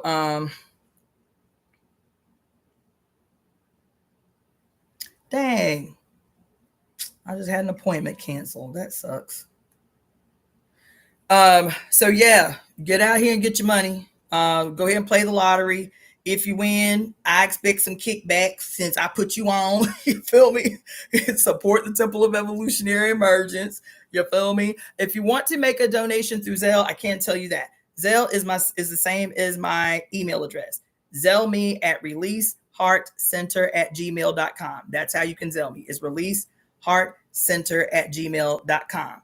You can also Venmo me at Cassandra, that's 2 S's, -Floyd, or Cash App at $ Daughter of the Fates. Those are pretty easy. Zelle is releaseheartcenter@gmail.com. Venmo is Cassandra -Floyd. And my Cash App is $ Daughter of the Fates. Send out some prayers to my family. There is a hurricane that's making its way to the Tampa Bay area. My daughter and grandchildren are there. So make sure you send out some conspiracies of protection for Morgan and Kalani and Zane, for my family. Speak blessings over their names and their safety. And thanks, Dion 408. She said, y'all will definitely kick you back if I win. Come on up. I'm rooting for you. I'm rooting for you all. Let's get this money. Let's set this shit off.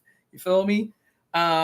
And that's all I have for you. So again, no distractions this week. This is big money energy. Thank you, voiceovers by Stephanie Marie, for the additional donation. I appreciate you for it.